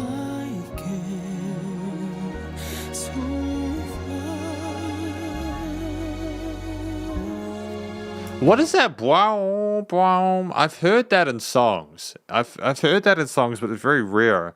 It actually wasn't quite an unexpected amount of PlayStation game soundtracks. Like one of my favorite game, Guardians Crusade, that had a lot of that in the soundtrack for it in like the 90s. It's a really fascinating instrument. I don't know how Igor Krutoy thought to put that in, but they smashed it out of the park. It's just really fun sounds. Where do you live? Okay, a little bit more oomph. What do you do at night? Do you still care? Do you still share memories? And when I sing, Great flow there. do you still hear my voice? Singing to you every note I can see. Now what is left of all this life? Yeah, no, I'm starting to expect when he'll go high. And it's a mixed blessing, to be honest.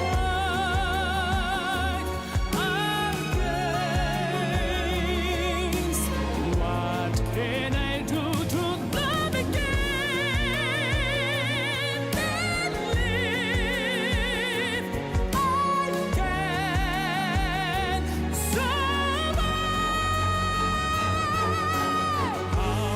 can I scream your name alone? Yep, swing into that minor key. Good job.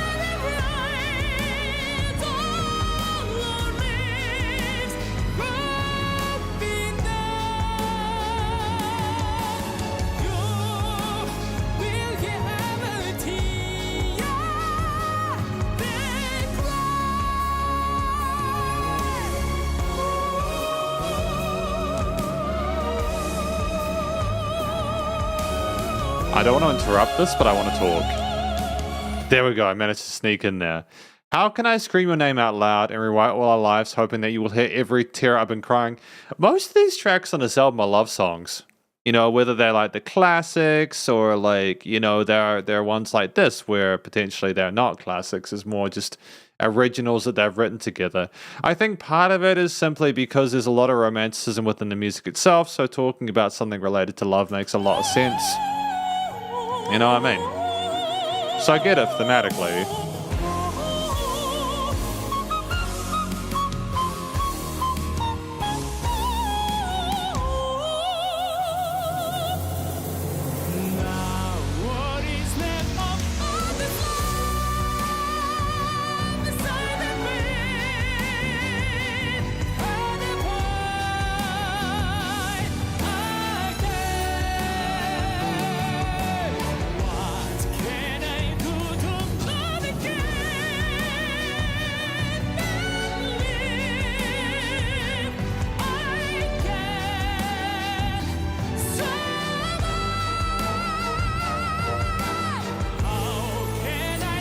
And I get, it's just teasing the listener. How high can we go? You know?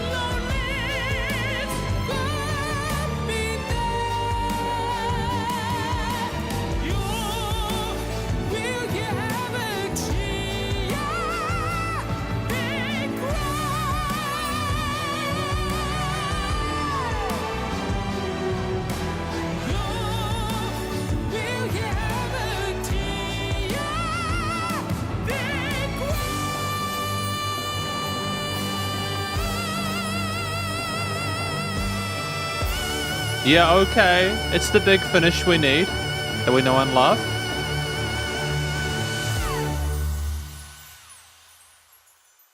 I like the bell tree finishing it off. You know, that's probably enough to give it a like if I'm honest. And that's not me being disingenuous or facetious. Legitimately, it's just a really great way to end it. I can't help but feeling at this point, and this is potentially where like I'm gonna step on a few toes. Not that you should think my opinion matters more than you want it to, but it feels a little bit derivative at this point.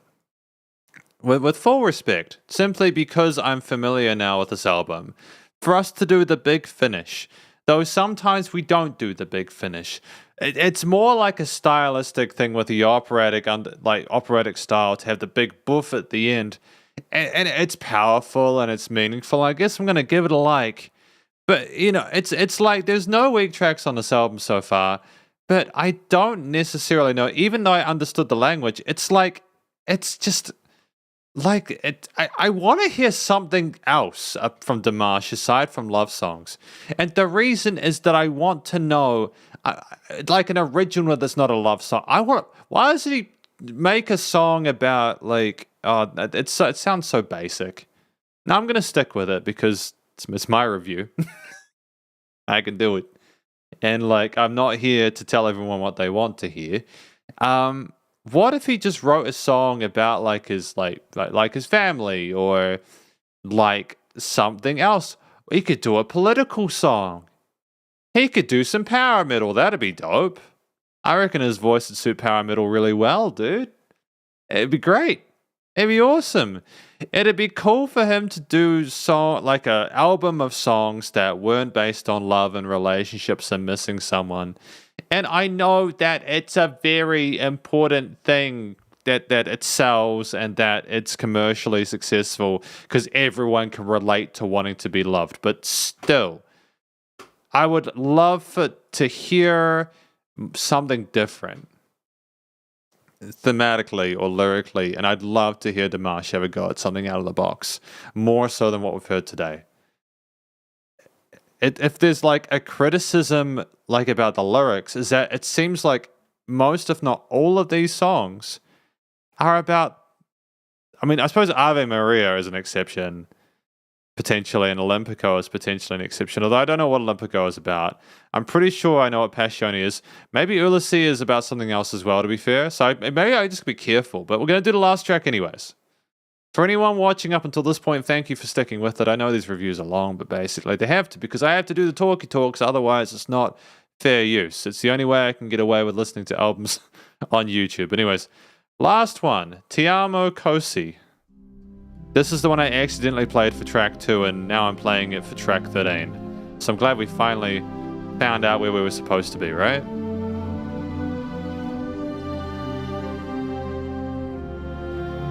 And this also features Aida Garifulina with Lara Fabian. Multiple lady singers. This should be spicy, I like that.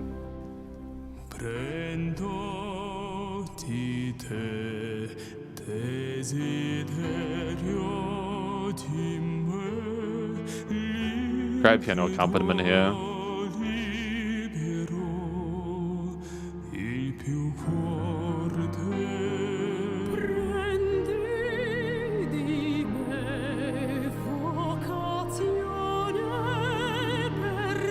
I wonder what Lara is going to add that we haven't had already from Aida.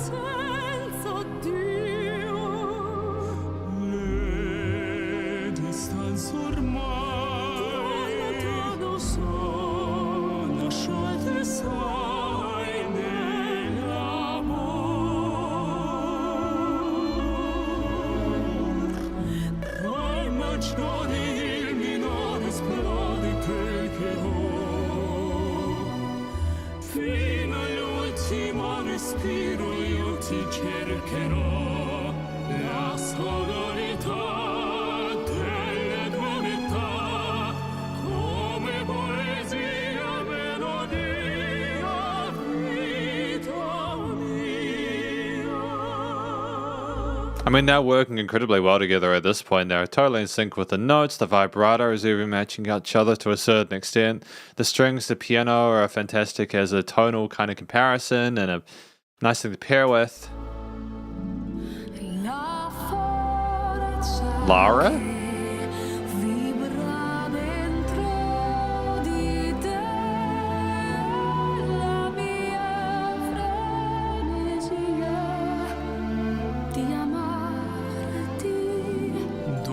Different tone to her voice, as you can hear, but you know.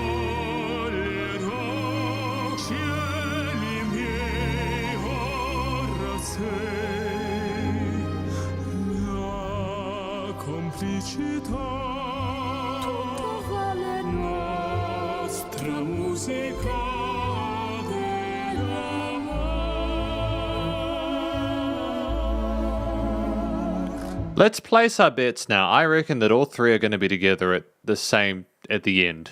All three.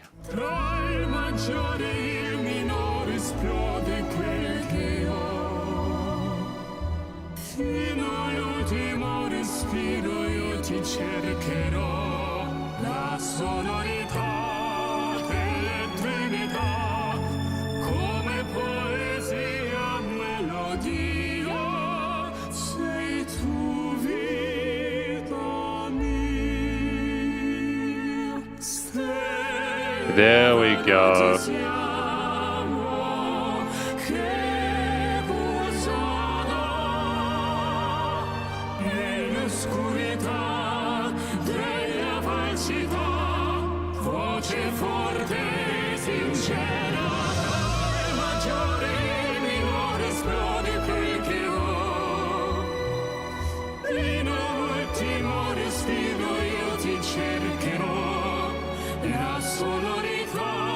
Wonderful.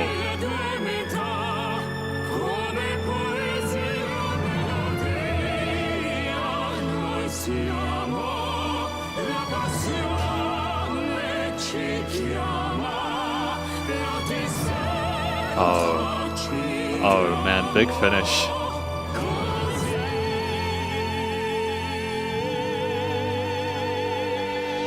Oh my goodness, that's incredible.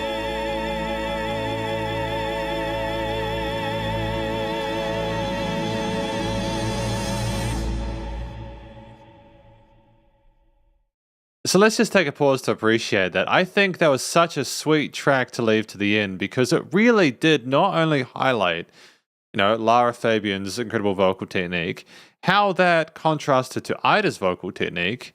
Not only can Dimash kind of meter the way that he performs to suit other musicians, other singers, but also they're able to arrange it and compose it so that all three of them could fit together at the end together with, I think, Ida's far wider vibratos and Lara kind of a bit more consistent and Dimash in that lower end. And they just had this wonderful kind of general sound to them that really just resonated in the mix with the strings, some of the orchestral drums, the other sort of harp elements, etc.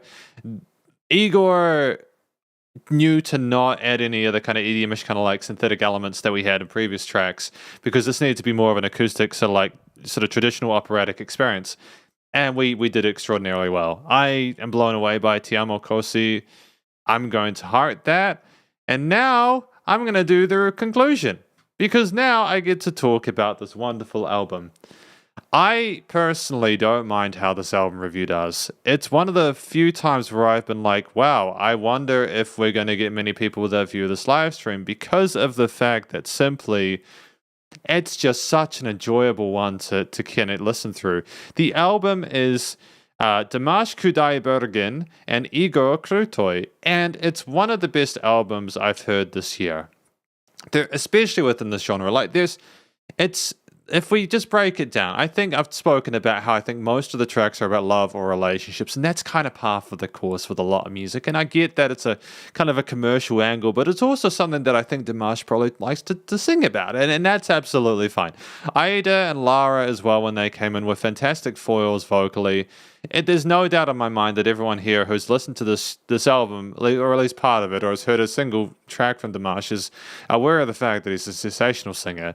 And Ida and Lara were fantastic accompaniments and featured artists. And I'm glad that Dimash didn't just have this whole album to himself. I'm glad that he brought other people on board to kind of have bigger concepts, to enjoy the sound of the vocal harmonies alongside the backing vocals, and to really kind of like show the depth of himself as a singer, as a musician, as a performer, and as a career professional. And there was so much range, not only octave-wise, of course, but also just in general, to the different melodies and harmonies we had in place here. We not only knew to sing to ourselves, we sang in different languages, we sung really compelling hook lines when we needed to.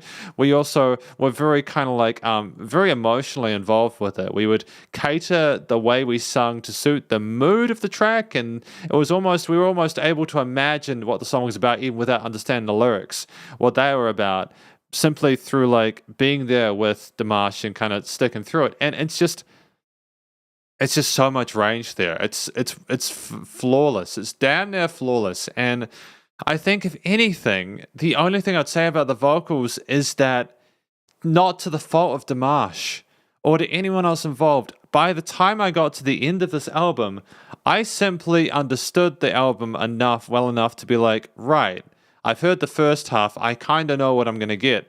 So I think the last half was less impactful than the first outside of the collaborations, specifically because of the fact that I had already been exposed to so much of the really incredible stuff that Dimash can do early on.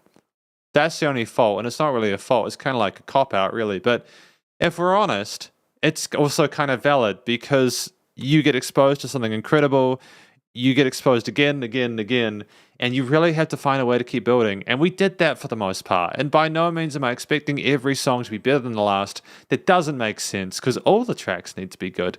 They just need to be good in different ways. I think that, however, vocals were phenomenal. The storytelling was great. I understand why we wrote the songs about the things that we did. Moving forward, just to the tracks themselves with the structures, most of these tracks were between 3 and 6 minutes. And I think that was a fantastic decision because, you know, we really didn't need the tracks to be longer or shorter than this. In actuality, I think that people preferred the longer tracks simply because they gave more time with Dimash and more time for Igor to flesh out the concepts within the tracks. And I think it was almost to a detriment when we tried to fit into the mold of a single component where we had like catchy stuff going on and it was more kind of contemporary, simply because we had these massive set pieces going on with these huge sort of orchestral symphonic parts there, great drama, operatic, but it's, you know, it's you know, I agree. Shenyida. I hear you. I know what you mean. The album is good, but I think it's a bit soprano tired. It seems like every song is the same. I can understand why you might feel that way. Not that I think every song is the same, because I could literally hear the differences by reviewing it and analyzing it. But I think that if you're purely listening to Dimash from a vocal perspective, you're familiar with his voice, what he's able to provide. And so you really just have to kind of get really emotionally involved in it and kind of set yourself in a place where you have to listen to everything. And I think what happens in this is that regardless of whether the track is 3 minutes or 6, typically Igor, with the way that this album was composed, arranged, written, there is a lot to keep you invested. Like, we obviously, sorry, I'm just going to go away from the screen a little bit. Just got a itchy nose. I got told off for messing with my nose during reviews. But, like, we had phenomenal sort of string, brass focuses there, lots of lovely woodwind and other sort of traditional instruments there, with guitars, pianos, bass, and drums. It wouldn't be particularly productive here for me to go through each track and like really kind of like describe each track in detail, because I did that per track within the reviews themselves, the individual songs. But really, I don't think there was a single note out of place at any point. We had relatively simple chord progressions and bass lines to an extent. We did some parallel major and minor stuff like that, but we ultimately did not subscribe to being a little pretentious with the harmonies or any of the other sort of components there. We had, I think Igor knew to keep the bass line simple, simply so it's easy to follow along with. The harmonies occasionally unpredictable to simply like kind of mess with the listener's expectations.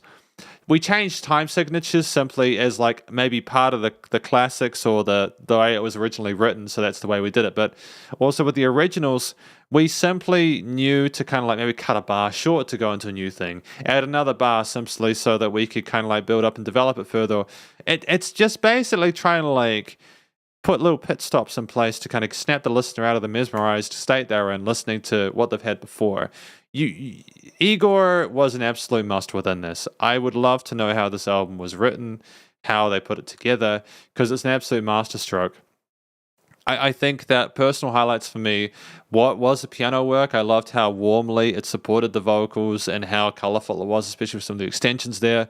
The strings as well, how they would kind of be either be plucked, kind of be percussive and staccatoed, or we'd have like whole notes there that kind of length throughout there and kind of added a nice pad-like effect. I think the drums were fantastic as well. I liked how they were compressed and produced, but also just the tightness of some of those fills. The snare and kick sounds, the kick tones were phenomenal. And I also also just liked the little synth parts we had, the little alternative percussive parts, the different sounds, the bits of Foley as well that we had, like the heartbeats and stuff like that, especially in track number 5, which is my favorite, Love is Like a Dream. We had the heart come boom, boom, boom, boom. And we even had the heart come back later on in another track where, like, I think it was maybe Passione or something like that, where we had things coming out and boom. It was almost like the album was aware that it had established a potential kind of lingering concept and it revisited it. There was such attention to detail in here that it's not only Dimash that did a fantastic job with this, I also firmly believe that this would not have been as good if Igor Krutoy hadn't been involved. So I think that honestly, they deserve an equal amount of praise for this album. Without any hint of, no, I 100% stand behind that statement. I don't think that this album would have been as good without Igor, and obviously it wouldn't have been as good without Dimash. So they work together incredibly well, and I've got no complaints about it. I think in addition to that, the studio recording, mixing, and mastering is spectacular. And part of the reason that it is spectacular is because of the fact that you simply sounded like you were listening to a live recording. I think that the vocals were top tier. No complaints at all with the way things were filtered and EQ'd and processed from a vocal perspective there. But the strings, the guitars, the bass, the drums, and all the other elements there had their own position in the stereo field. And, you know, they were well filtered in the frequency spectrum. There were no resonant frequencies. The compression on things like the drums made them all a bit more nasty and kind of filthy and added a little bit of edge to it that I appreciate, because otherwise, if you had had the drums too clean, it would have sounded too, like, kind of innocent. I think it would have sounded a little bit too kind of acoustic and kind of like laissez-faire. To have that kind of edge and that suffocation on the kit when it came in to kind of blast its way into the stereo field, into the mix, was wonderful. And I think in addition to that, it's not just the placement of stuff in the stereo field, it's also the fact that we kind of messed around with the automation of the panning of stuff in the stereo field from left to the right of the headphones. Things didn't stay in one position, they moved around and went back. You had the backing vocals surrounding you on the outside, they were nice and warm. That was huge. It's just, and there was phenomenal dynamic range to this as well. Like, things were incredibly quiet up to incredibly loud. It really pushed the limiter. And it's stunning. It's stunning in regards to studio production. It's some of the best I've heard. And without a doubt. Without a doubt, man. And I think that finally, you know, it was nice and loud without pumping, so there was no limiting compression issues. And that is my review of this album. From Dimash Qudaibergen and Igor Krutoy, their self-titled one. We reviewed all 13 tracks today. My favorite track, in case you are not aware already, was Love is Like a Dream. Let me know what your favorite track was in the comments, but I have to go move house. So thank you very much for watching my review of this album. Hopefully you enjoyed it. If you did, please do go show some love to the musicians and artists involved via their various social medias and our Spotify page. And stay cool and stay safe. And please remember to support your local musicians and artists at this point in time, as they help more than ever with all the crazy stuff going on in the world. We won't be having a live stream next weekend, but I'll probably put something else up just to kind of keep you tided by. Thank you to everyone who came along to this live stream and kind of listened in. Hopefully, if you haven't heard much of Dimash's stuff, you are into it now, or maybe you're not, and that's totally okay. Music's subjective. And if you're watching this in post, if you want to come to live streams, they're usually every Saturday around 5 p.m. into tea. And I'll catch you in next live stream. Spider Hands out.